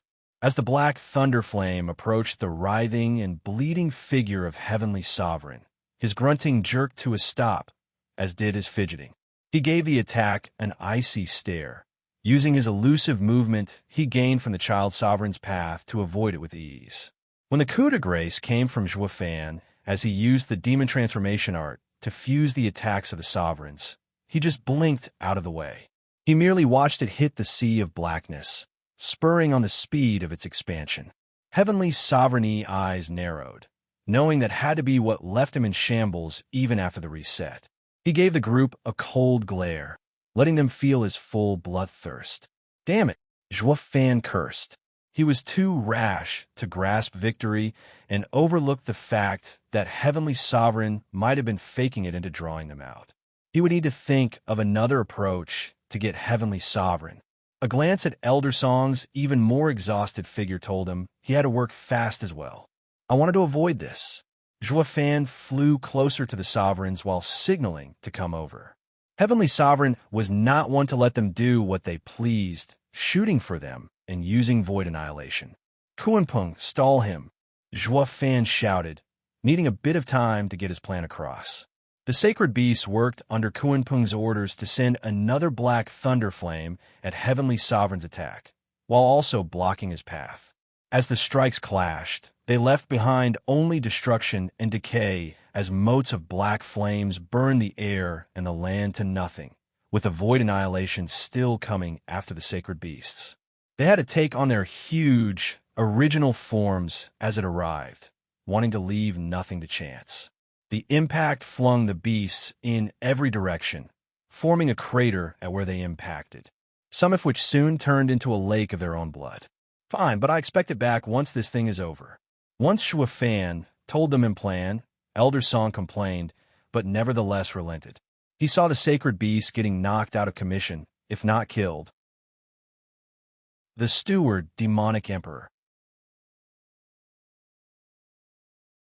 Alt Chapter 1337. Thrashed. The steward, demonic emperor, writer. Star reader Fan wasted no time to get everyone's path, then rushing out to meet Heavenly Sovereign. He no longer stalled in fusing the paths. However, he didn't do it completely. He was merely leveraging the power the paths gave him to get the most out of the dark energy they released when combined. His power surged higher and higher, trumping Heavenly Sovereign just as he reared his right hand that glowed scarlet.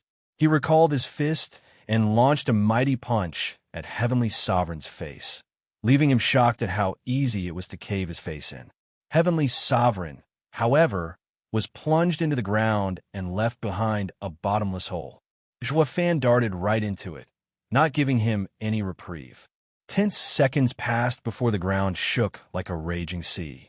The sovereigns even thought the earth beneath their feet would collapse, leaving the sacred domain with nothing but the sky to survive. Though it was questionable if there would be any survivors after such a calamitous battle. One time, the ground bulged and stayed that way, forming another mountain range in an instant. Sometimes, the ground caved to leave behind a gaping ravine, where one could see lava flowing at the bottom from one end to the next. It was jarring to see what the pinnacle of power could unleash in the sacred domain. And to make matters worse, they weren't even at the supreme stage. It truly was beyond comprehension just what the final stage could offer. Once they had their fill of ruining the landscape for everyone in the world, the sovereigns and the sacred beasts waited. Some took some healing pills before they could finally stand. Even so, they gawked as Heavenly Sovereign when he burst out of the ground, folded from some heavy blow to the gut. That did not last long, though. He returned to his previous state just to get dunked into the earth a second time. Fan shifted and went for his side with a scarlet punch, but Heavenly Sovereign shifted as well, right behind him, and struck with a 12th heaven purple lightning. Fan didn't even bother dodging. He let the demon transformation art do its thing and absorbed the devastating blow.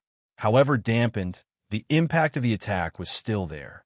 He was sent flying into the same pit he helped create just moments before. Heavenly Sovereign hovered there for a moment, grunting as her aura was weakening with every exchange. The 9 paths brought him closer than ever to the supreme stage, but he still refuses to go after it fully. He glanced at the now half-sovereign audience, wondering if he should go after a hostage.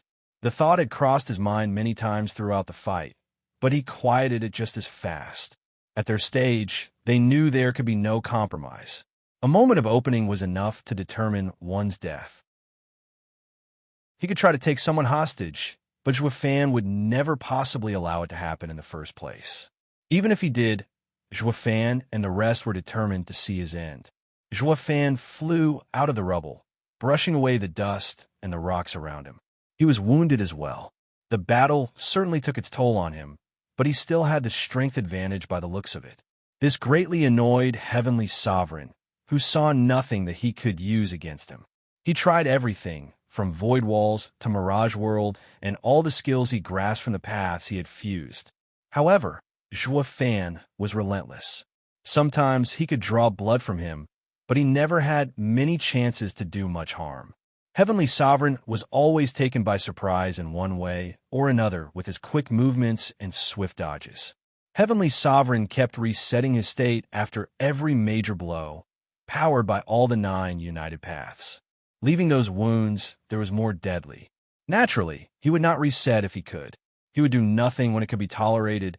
Out of worry, he might get hit with a devastating strike right after the reset. Heavenly Sovereign, I can do this all day.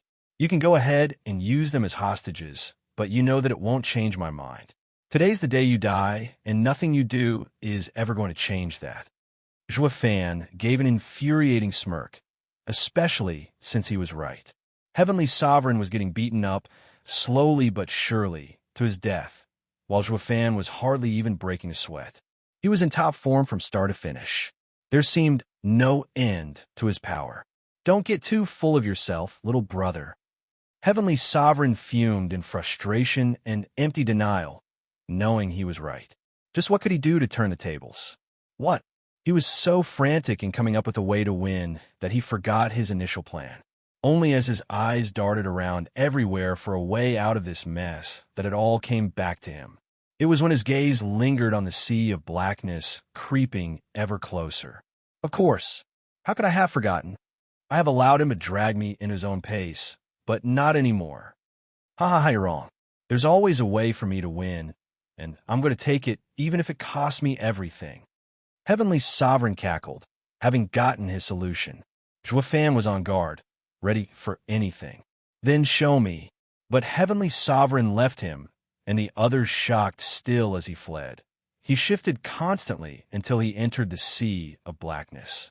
Please tell me that he got sick of getting beaten and chose to die with dignity, on his own terms. Yi Ling said, turning to Juefan as he hovered over to them, only to collapse as he landed, coughing out blood.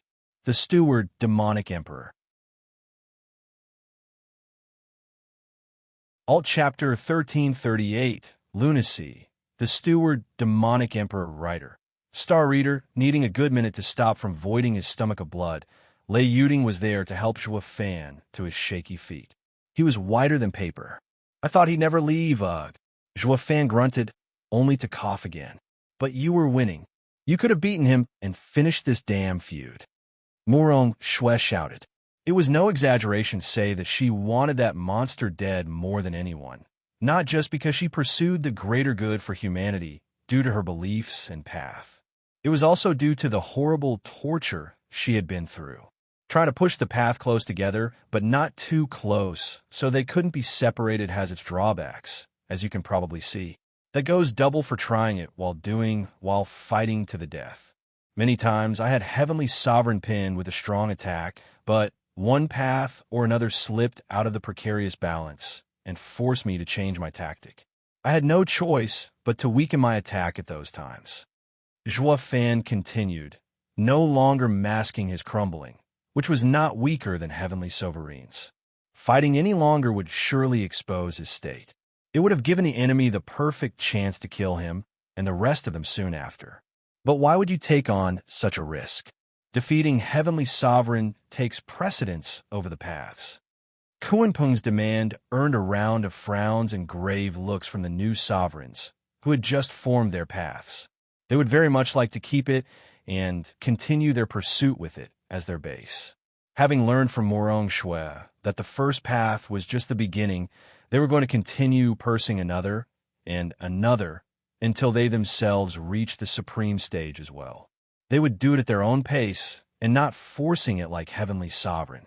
The dire circumstances made it highly likely that such a feat would be impossible, since Juefan was the only one who could fuse them and jump into the supreme stage if the situation demanded it. It was their only hope of defeating Heavenly Sovereign. Even so, to say that they were fine with sacrificing their path would be a lie. They would much rather avoid the worst-case scenario if they could help it. Then again, it was better to lose their paths than their lives.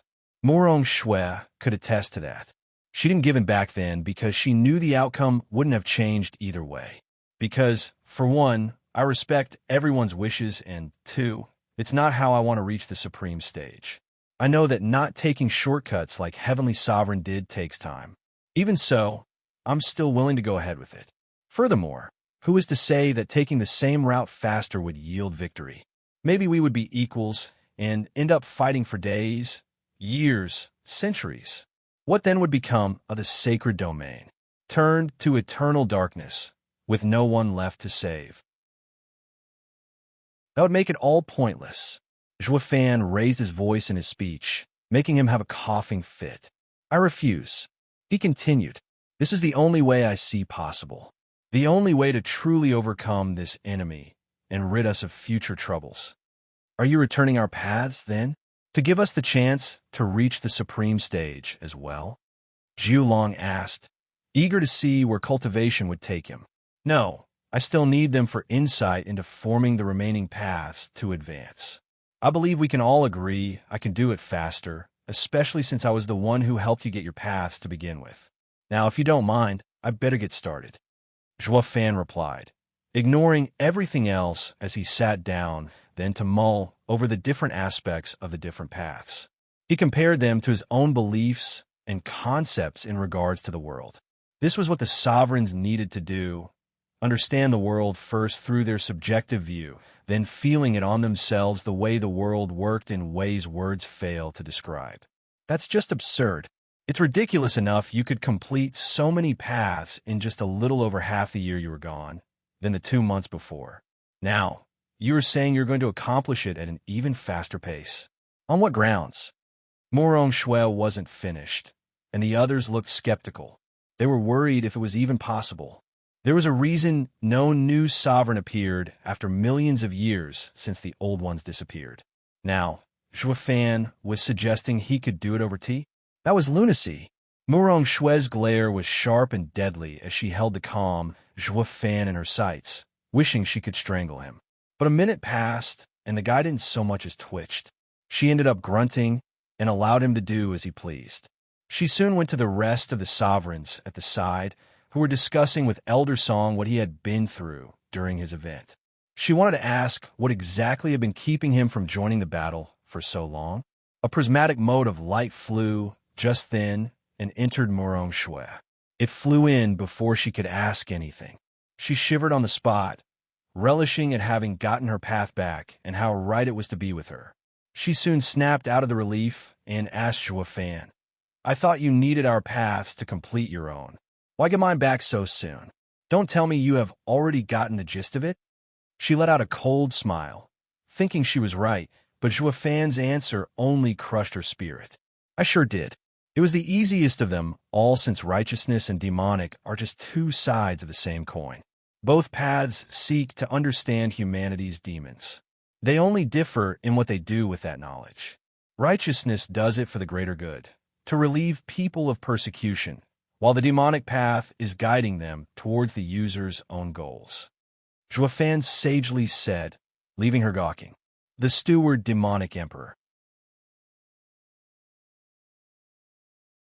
Alt Chapter 1339, Creation, the Steward Demonic Emperor Writer, Star Reader. Why do I get the feeling he's toying with me? Is he doing this on purpose to get a reaction out of me? Morong Shui asked no one in particular, for the other sovereigns and sacred beasts were just as shocked. To think he could figure out how to complete a new path just like that?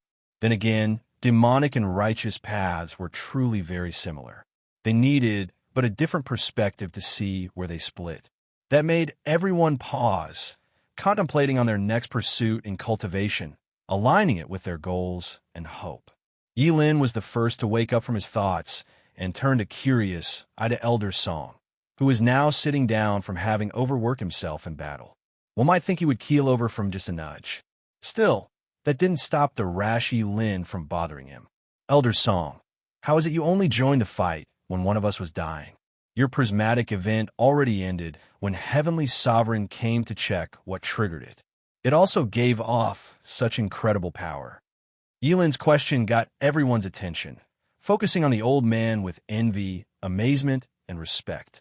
The entire Luo clan's leadership was focused on the events Zhuo Fan triggered, to glean from them truths and concepts to help them further not only their cultivation, but their knowledge about the world and cultivation. The first time it happened was when Zhuo Fan inspected the legacies he got from the 4 sovereigns in the Nether Sea. It proved to be such a boon to all that they were bumped one entire stage to the Emperor's stage in no time. Thinking back to the grueling work they had to do to advance one stage back in the mortal domain, they all felt sour. Heavenly Sovereign had truly robbed their future. They could have gotten this far centuries ago, perhaps even without needing Zhuo Fan to nudge them in the right direction. Looking at it another way, however, they realized that adversity bred progress when entitlement led to regression. If not for the thin spiritual energy in the mortal domain, they wouldn't have been forced to seek other avenues of strength. Invincible Sword was the prime example, even able to overcome the mortal domain's limitation, despite ending up killed in the end. He plunged the entire mortal domain into the fires of war for one thing only: to progress and grow. What he gained from the Sundering Sword couldn't be matched with anything else, and thus sought to gain the other 4 divine swords at any costs. The same applied to every one of them here. While not at the level of invincible swords' dedication and pursuit, they all followed their goals in one way or another. It helped them build character and determination. When they arrived in the sacred domain, they didn't sit on their haunches and waited for the thick spiritual energy to fill the gaps. No, they worked just as hard, if not harder. The fact they were sovereigns proved as much.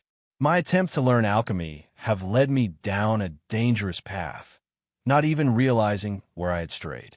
I believe all if you know of the many explosions that nearly took my life. Elder Song sighed tiredly, not bothering keeping the entire process to himself, knowing that each person's circumstances were different. The others nodded, looking back with fear at how devastating his power surges became, and always around another prismatic event. Even while I was refining, I always tried to make something no amount of ingredients could ever hope to achieve. Yet one time I succeeded and failed. Elder Song went on. You mean that translucent pill that saved you? The same one you gave Morong Shui? Kumping asked. The very one. It was by no means complete, yet it defied everything I knew about alchemy. How to refine it, what to use, and even when.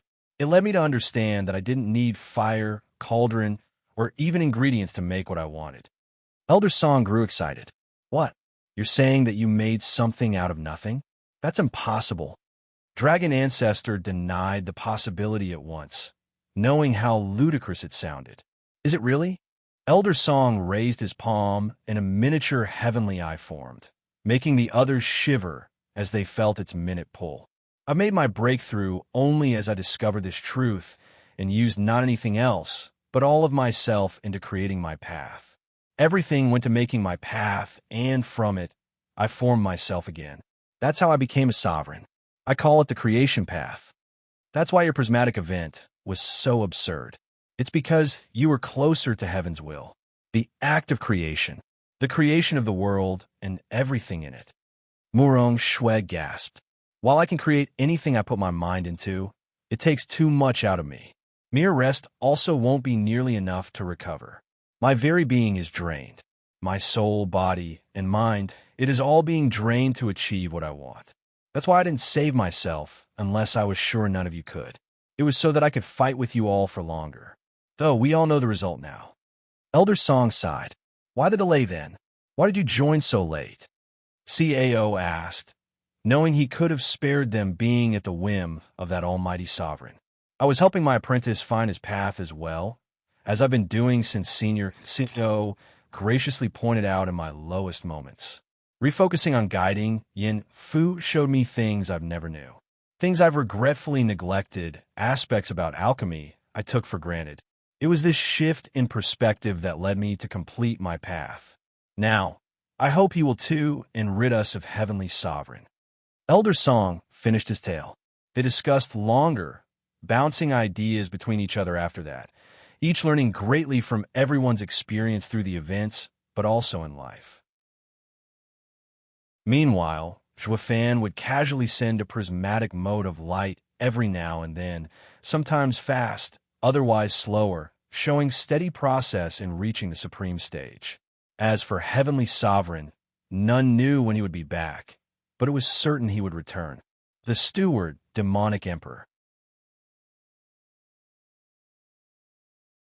Alt Chapter 1340, Miracle, the Steward, Demonic Emperor Writer. Star Reader Lei Yuding flew through the air, her mind elsewhere. The past month had been quiet, too quiet. There was no sign of Heavenly Sovereign being alive or dead. Though, everyone knew things were far from over. The sea of blackness gained further ground, nearing the place where Zhuofan and the others battled Heavenly Sovereign, where he was currently meditating on their paths. She regained hers just 5 days after Morong Shui, not caring why he could do the things he did, just worried that he had to push himself above and beyond to rescue them and the world. At the very least, Lei Yuding was grateful she could be there to help him, especially in the last battle. Though, she doubts she could make much of a difference in the final showdown. Regardless, she would never abandon him. She didn't do it when he was numb and locked in his own body from the pain of loss, and she wouldn't do so now. Lei Yuding was coming back from Blackwind Mountain, having gone to talk with the other girls, assuring them that everything was fine despite the tumultuous events triggered by the insane battle of survival. Now, she was on her way to Zhuofan and the others, who were keeping vigil just in case. They were eager to glean new insights from Zhuofan's actions and from those around them. Since they only pursued their goals to further their cultivation and discover the world and themselves, they had no conflicts. Nothing the other knew or had was mandatory in speeding up their progress. They would either share their experiences or not. Either way, their way forward was their own alone to tread. As Zhuofan came into view, Lei Yuding's thoughts cleared and her mood brightened. How is he? Has there been any change? She landed next to Kuanping and the other sacred beasts, inquiring about the situation while she was gone. The wizened and shrewd beast in the form of man said, "Only a couple days ago he gave back Elder Song's path, but he's still meditating. I can only assume it is to complete the 10th path, but who knows how long it will take, and if we have the time." Kuanping sighed. At least we now have hope of defeating Heavenly Sovereign once and for all. No more gambling, no more staking things on a harebrained plan, but actually winning with overwhelming superiority. CAO spoke with relief and confidence. Yes, Kuanping nodded. We were right to put our hopes on Zhuofan. But the entire affair showed me that the rest of humanity has the same potential of overcoming any adversity. The sacred domain never had such a character rise up before, though that's because they were always nipped in the bud by their own people. The sacred mountains would rather stifle humanity's growth as long as it kept them in power. In a way, when Heavenly Sovereign sealed a part of the sacred domain to make the mortal domain, he was setting the stage for his own undoing. It's ironic how he did it to seal us, sacred beasts, from interfering when he was affected by the bewitching. It robbed those people of the rich spiritual energy, leaving them to find other avenues to strive for supremacy, even if their goal is to mostly to throw their weight around. Still, sometimes good seeds do emerge. CAO declared, I don't really care how it all turns out to be some kind of poetic justice. I just want Zhuofan to be all right and not go through further pain as he did before. Even now, we almost lost Miss Muro. Lei Yuding brought them back to the situation at hand, showing that no matter how things had happened, it mattered more on how things would continue. Would Zhuofan survive, or would he die? Would humanity perish or live on? Lei Yuding and the girls had the first question more on their mind than anything else. Elder Song stood up from among the other meditating sovereigns, making his way over. With a bit of luck, that won't be a problem. His vague smile left the sacred beasts and Lei Yuding puzzled. She asked, Why do you say that, Elder Song? I didn't delay joining the battle just because I wanted to help my disciple, given the unique circumstance of the occasion. It was to also nudge him into completing his own path, to aid us in defeating Heavenly Sovereign as soon as possible. Hopefully, before Heavenly Sovereign does any more damage to the already dying world.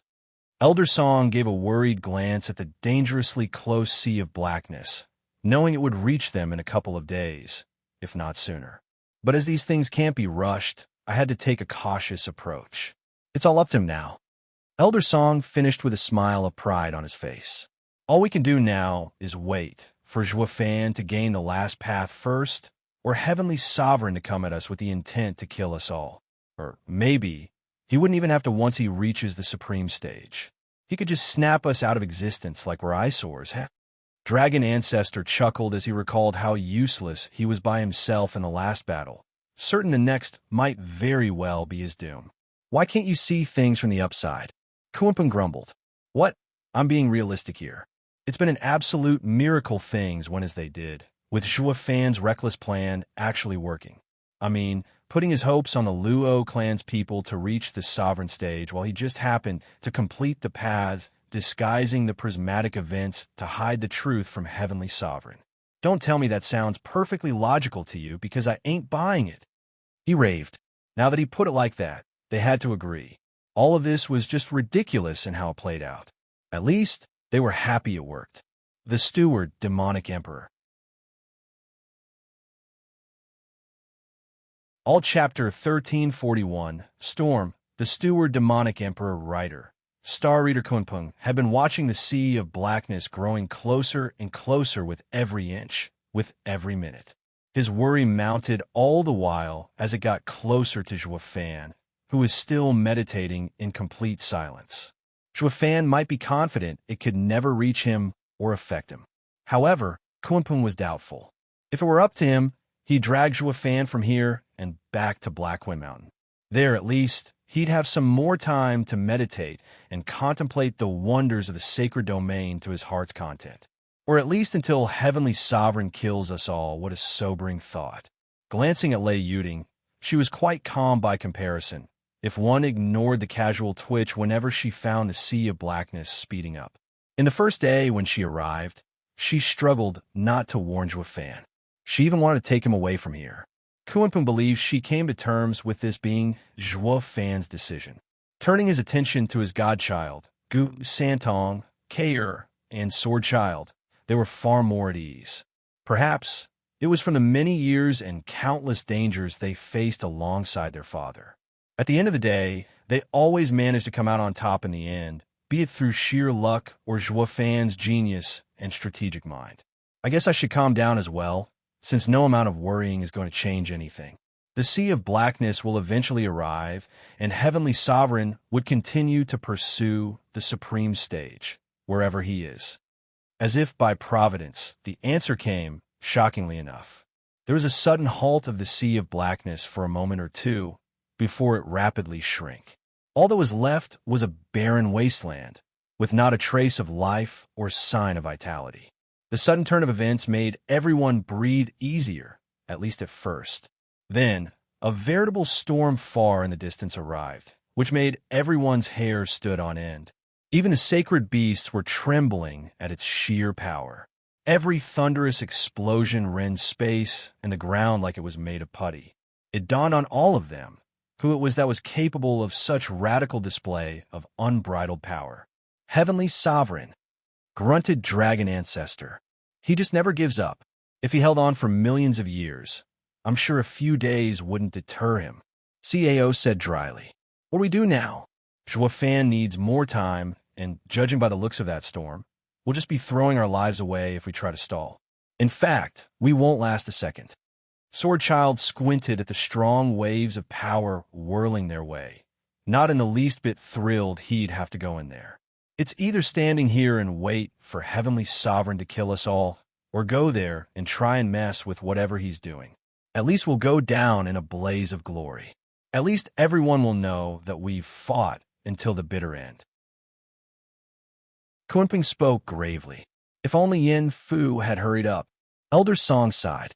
Finding his efforts were for naught was a heavy blow to him, especially since it was in a time when the others needed him most. Look on the bright side. At least there's no more sea of blackness to devour the sacred domain. Dragon Ancestor tried lightening the mood with a tasteless joke. Yeah, we just traded one certainty for another. Only the first was far slower. We're all dying of joy. Murong Shui said flatly, not at all amused, nor were the rest. So are we going or not? Dragon Ancestor ignored the tough crowd. He asked the real question as he took to the sky, his decision obvious. Wouldn't miss it for the world, Gu Santong said. Or Dad. The others nodded as well, going together towards the heavy explosions and rumbling, knowing they would not be coming back. As they drew closer to the eye of the storm, the sky turned completely dark, with not a star in sight. They also failed to notice a flash of prismatic behind them. Heavenly Sovereign was looking to be on his deathbed from the countless gaping wounds. The black blood seeped without stop with his aura waning. By all accounts, he should be riding his will not cackle like a madman. This was how the group found him, wondering how could a dying man be capable of unleashing so much raw power. Is this really him? Kunpeng took a closer look around and noticed that there were two prismatic moes hovering around Heavenly Sovereign, sometimes closer, sometimes farther, as if being drawn and repelled by something he had. He has the final paths and is looking to refine them. CAO gasped. That's why he fled. He had a backup plan by taking the remaining paths in the Sea of Blackness. And here I was hoping the Sea of Blackness would finish him off. Lei Yuding grumbled. Let's not waste any more time. We need to put a dent in his plan. Kunping shouted. He was the first to fly over, shooting an azure phoenix at the paths. He knew from the past battle that Heavenly Sovereign was untouchable, even if wounded. Thus, the attack pushed one path further away, but not by much. Heavenly Sovereign still managed to bring them even closer towards himself. You, just sit tight, and I'll deal with all of you. His hoarse voice rumbled as he focused on pushing the paths into him, despite the heavy resistance. The next moment, everything went eerily calm. The power storm up and stopped.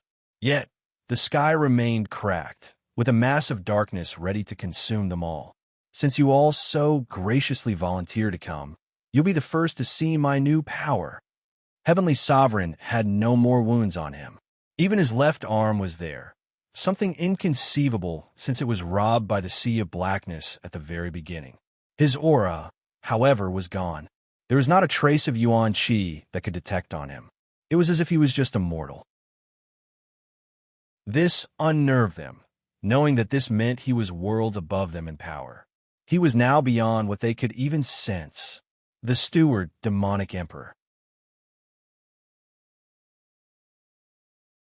Alt Chapter 1342, Overwhelming, the steward, demonic emperor, writer.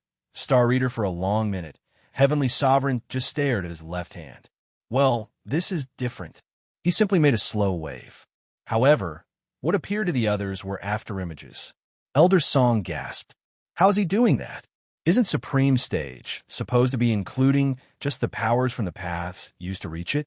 Why is he showing some power from my creation path? Oh, so that's how you made the Heavenly Eye back then. Heavenly Sovereign caught onto his words while being unervingly calm as he gauged his new situation. For a moment there, to prevent your attempts, after I forced the last two paths into me, I thought it would result in my swift and explosive demise, along with most, if not all, of the sacred domain. Heavenly Sovereign spoke, far calmer than he had been since he tried prying the path from Zhuofan. He came to realize that the bewitching had affected his personality more than he had realized. It had nudged him to do crazy and suicidal things like what he did just now. It was a miracle he didn't die. What? There's no way the paths contain so much power. They couldn't possibly reduce the world to dust just like that. Dragon Ancestor denied, for even he couldn't do that at his level, which was around the Sovereign Stage. Since the Supreme Stage was just above it, it should not be such a drastic and insane gap in power between them. Could there? When I first caught a glimpse of there being something above the Sovereign Stage, not even I could imagine it would be to this extent. Words can't even begin to describe it. It's both relishing and humbling, thinking how I thought myself as the strongest in the sacred domain, as a mere sovereign, when I only know just one aspect of the world. This stage truly gives me leverage and all. Heavenly Sovereign moved a finger through the air, leaving behind a rend in space, which stayed there without healing. He had to pinch the two sides close for it to actually begin recovering. The sky suddenly turned prismatic, and the group of sovereigns and sacred beasts rejoiced. Zhuofan must have done it. He can beat Heavenly Sovereign now. Lei Yuding cheered. Oh, sorry about that. And the event was cut short. I'm still getting new to the whole Supreme thing. Heavenly Sovereign crushed their hopes like they were nothing. The more he displayed his power, it left more feeling ever less hopeful. It left them all knowing they couldn't hope to delay him even if they wanted to. In fact, they were wondering what Heavenly Sovereign was doing by putting his grand plan of cleansing the world on hold, despite pursuing the Supreme Stage for millions of years and going as far as treating everyone as his pawns. They weren't that stupid as to remind him of this inconsistency. Everyone wanted to live and pursue their goals, and they were no different. If the guy liked to show off, then by all means, let him. It would at least buy Zhuofan time to hopefully get to the Supreme Stage and save them from this nightmare. Little brother, why don't you come out? It's rude to stare. Heavenly Sovereign said to no one in particular, still testing to see what he could do. Sometimes he flung a purple lighting stronger than ever thought possible, making everything shiver. Or he swiped his hand and unleashing a visible shockwave of raw power that left Gu Santong's pride of his mighty strength in shambles. They saw no one around one moment. Then, all of a sudden, Zhuofan stood across from Heavenly Sovereign after they blinked. Zhuofan! Lei Yuding cried out in worry and joy. Her felling had been on a roller coaster ever since she saw the raging storm. He ignored her and the others, only addressing Heavenly Sovereign. Did you change your mind about cleansing the world? Why didn't you do it the first moment you reached Supreme Stage? Or did the power get to your head?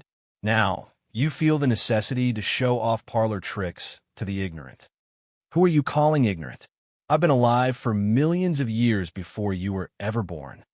Dragon Ancestor did not take the remark kindly, despite knowing there was nothing he could do here. Let's dispense with the clowns first, shall we? Heavenly Sovereign smiled, calm and collected with his hands behind his back. Now wait just a minute. I'm no clown. I am a decimating Dragon Ancestor. You better start showing some res dash. Dragon Ancestor raved some more, only to find his view shifting from the barren wasteland with Zhuofan and Heavenly Sovereign standing there to Luo clan's main hall. There, Luo Yinhai was in his seat as he conducted a meeting regarding the people of the sacred domain. Lei Yuding, Luo Yinchang, was the first to react. What happened? How are you here? It must be Zhuofan, or maybe Heavenly Sovereign. I couldn't tell as I sensed no action from their part. Lei Yuding replied, downcast. Is he fighting Heavenly Sovereign alone? Can he do it? Chu Qingcheng asked with worry, Shangwan Qingyan holding her close for comfort. It's unclear as of yet. We're dealing with a level of cultivation never seen in the history of the sacred domain. Anything can happen. It was Yin Fu who spoke as he entered the hall, having just come back. Disciple. Elder Song gave him an appreciating look. You're sovereign already, and laughed at the discovery. That means Zhuofan finished his 10th path. Shui Ronghua cheered. Moments after the storm started ravaging the area, the previously sea of blackness occupied, I finally completed my alchemy path and rushed to Zhuofan to help him. But when I got there, he was already gone. Yinfu explained. I can only assume that he either didn't need my help or was forced to act sooner. Kuanpeng analyzed. We won't truly know for sure until we see Zhuofan come back alive or when humanity gets wiped out. The Steward Demonic Emperor.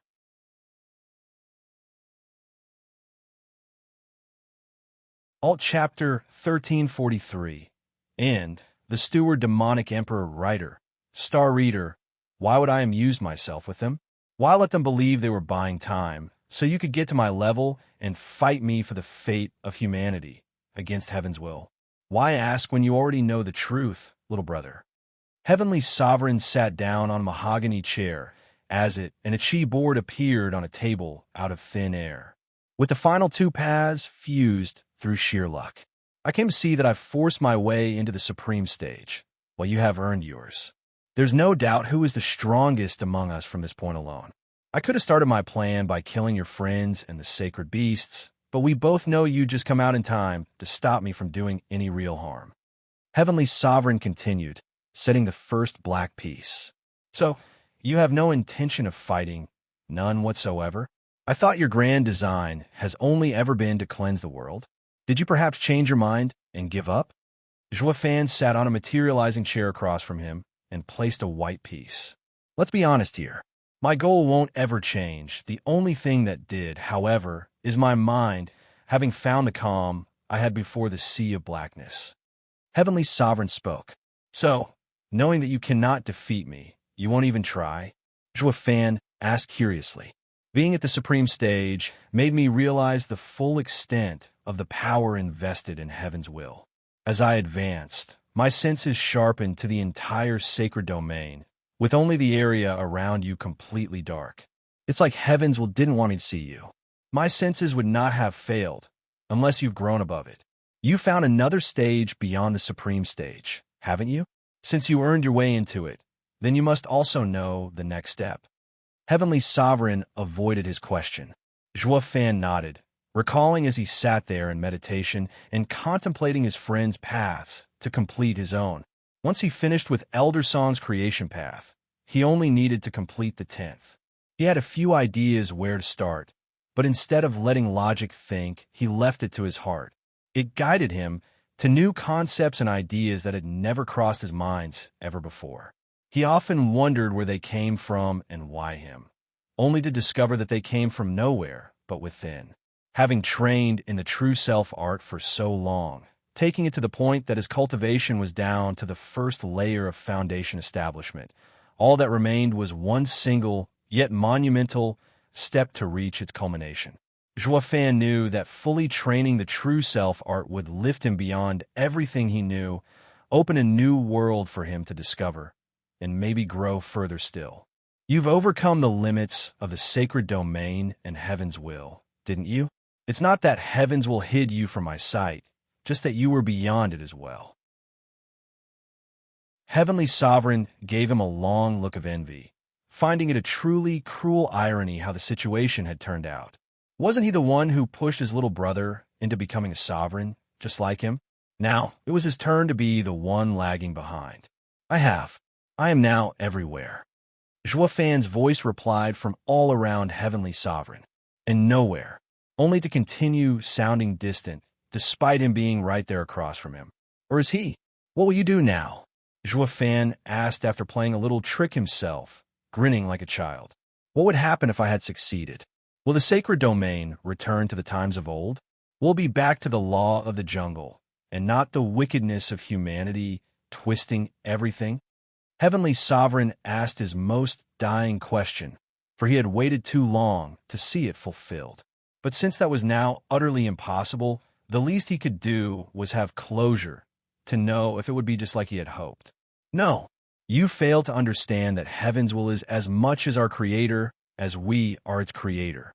It might be the source of everything and anything, but at the same time, it is affected by its creation. What you want was never possible, for it meant creating a whole new heaven's will. That would mean an entirely new realm governed by another equal, yet different power. Zhuo Fan's answer crushed Heavenly Sovereign's hope, but the dream still did not fade. To convince Heavenly Sovereign, the world around the two shifted to a white space with nothing in it, nothing at all. The cleansed heaven's will. Heavenly Sovereign gasped in joy, only to frown moments later. Wait, it's far too pure. There's simply nothing, nothing at all. Yes, for you see, you'd have to destroy everything heavens will created to reach your goal, even yourself, for it can never go back. But even so, our heavens will has already experienced the creation of humanity and all living things. It would be impossible to forget that, just how it's impossible for you to forget who you are. Zhuo Fan explained. As they talked, their game continued, with neither of them the winner. When Zhuo Fan placed the final piece, the white world faded out to give way to reality. Why did you end it in a draw? You could have beaten me. Heavenly Sovereign asked, finding himself lost as to what to do now that he knew cleansing would never have worked as he wished. Because none of us are really that different. Each of us has something the other lacks.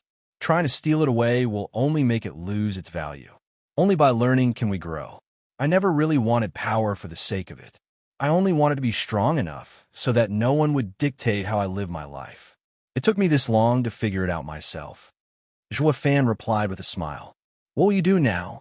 Would you prefer an untainted heaven's will, a new canvas for you to paint as you want, or to stay here to learn more about yourself?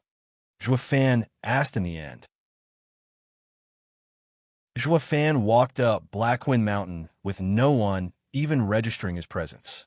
Only as he got in the main hall did they realize he had arrived. Zhuo Fan, Luo Yunchang, was the first to jump into his arms. I'm so glad you're all right. What about Heavenly Sovereign? Is it over? Is the sacred domain safe? Kumping asked the most pressing question. Zhuo Fan had a cryptic smile. Let's just say we won't be seeing him anytime soon, perhaps ever. You didn't kill him? After all he put us through? CAO was grave. I gave him what he needed, Zhuo Fan replied. Now, he turned to his girls crowding around him. I think it's time we go to our new home and leave everyone to their games of politics and power plays. What do you say? Taubo Liener asked hesitantly. Can we come visit sometimes? I'm going to miss my father and brother. Of course you all can. Joafan reassured the girls and vanished along with them to who knew where, off to a new adventure, marriage. Sullivan. This ending also feels kind of rushed for the last two chapters. From Star Eater's point of view, he saw it as two supreme experts who already knew how the battle would end. So, one would just forfeit. Well, at least it ends on a happy note with everyone together. Do leave a comment on how you feel about this. Might change it or add more. Who knows? Either way, this is practically the end of the journey now. I thank all of you for your support. Once again, these are novels you might be interested in. Evolution begins with a big tree. Starts out as a tree, enemy of mankind. I believe this and Fated Villain is the closest to SDE in terms of feel and build-up. I am the Fated Villain. MC is also a villain. Schemes a ton. Power fantasy. There is also an epilogue next, Grinning Face, the Steward, Demonic Emperor. Alt Chapter 1344, Epilogue. The Steward, Demonic Emperor, Writer, Star Reader. And where do you think you're going? A woman's yell cracked the silent void around a hovering courtyard among stars. It's Cultivator's night out, Joafan replied at the door, with Yongning following with an indignant look while carrying a baby just a few months old. If someone around here needs a break, it's us. Lei Yuding appeared with another baby, though she was careful enough not to wake the child in her arms as she glared at their husband, leaving them to bear all the weight of parenthood. I do this every day, and we all know what happened when Yuding tries to go out on her own. Joafan spoke sagely, masking the urgency of getting some fresh air. Or was it chaotic energy from the stifling yells and demands of human babies? Chaos. Just what the hell was I thinking when I accepted all of them? That wasn't the first time he asked himself this, and it wouldn't be the last. They say the laughter of a child is the light of a home. So far, he has yet to see any in this bottomless abyss. Lei Yuding shuddered, having recalled being eaten away by the wild and rampant energies outside their home, wondering even now how she kept sane. The involuntary stab of fear shook the child awake and made her wail, setting off the other couple of babies resting in other rooms. Couldn't you have kept it down? Chu Qin-chung came over with a crying baby girl, looking at them with reproach. Just let him go. He's not going to stay long anyway.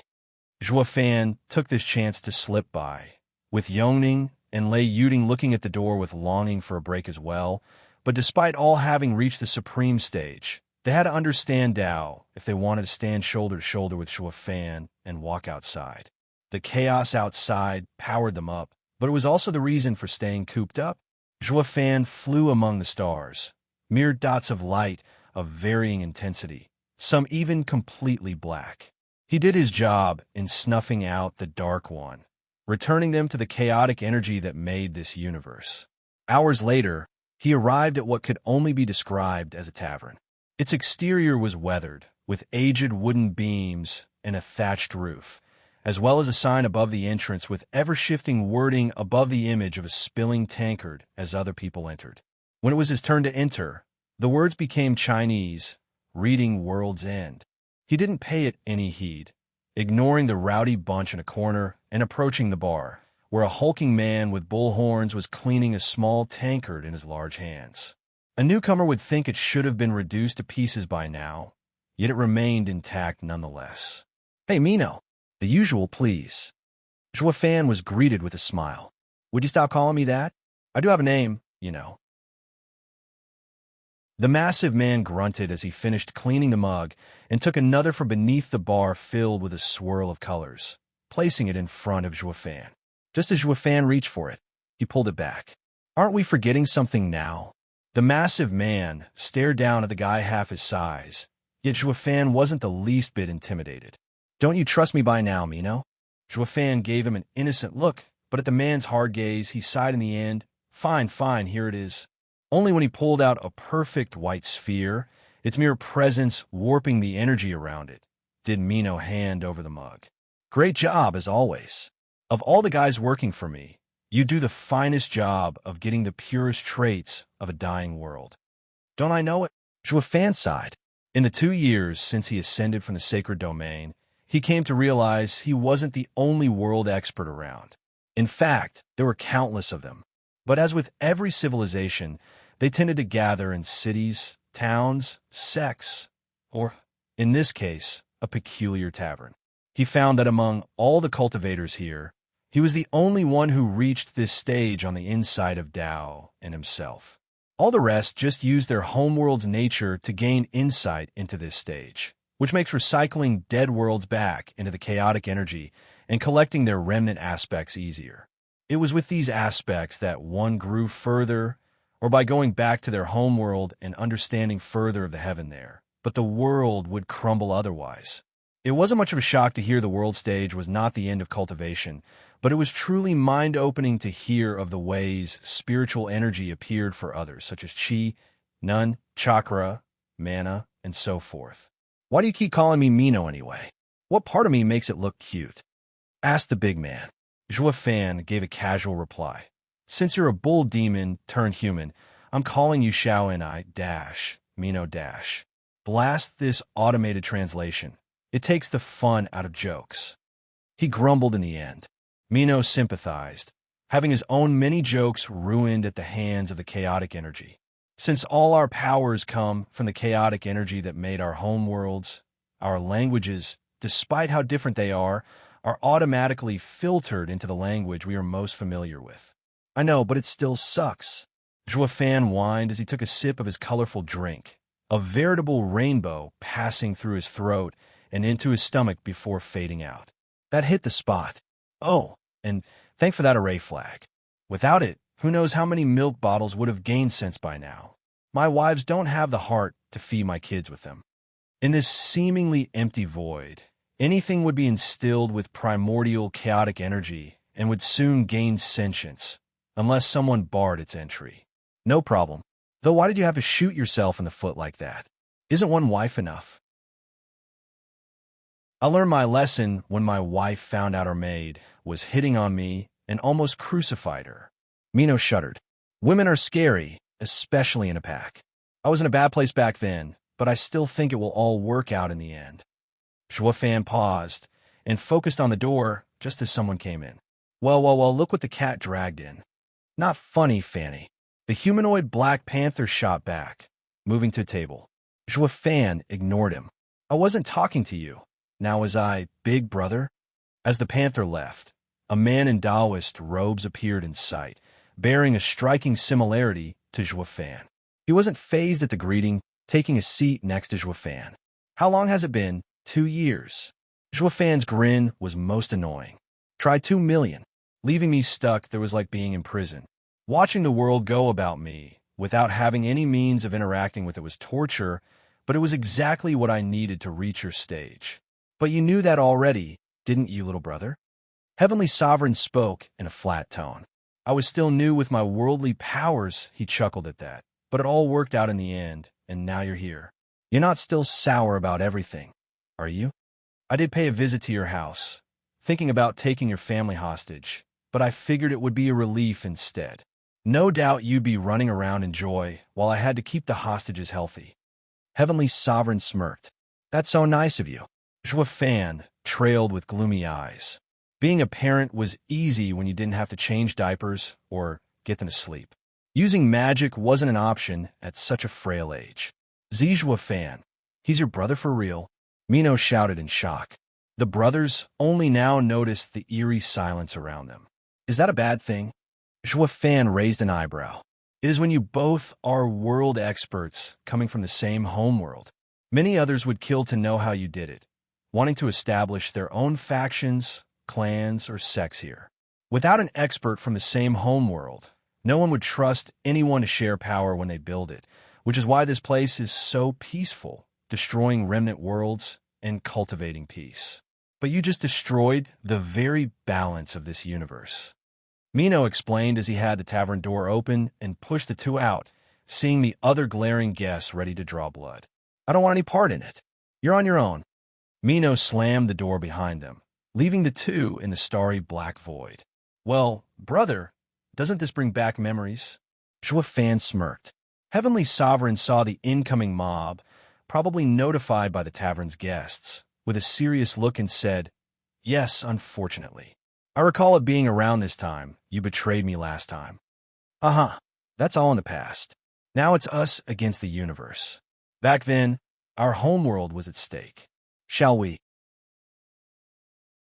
Fan raised a carefree eyebrow, not minding the ever-growing opposition getting closer and closer.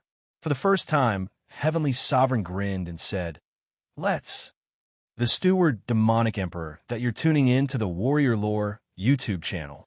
Don't forget to subscribe and join us on this journey to catch the most captivating stories.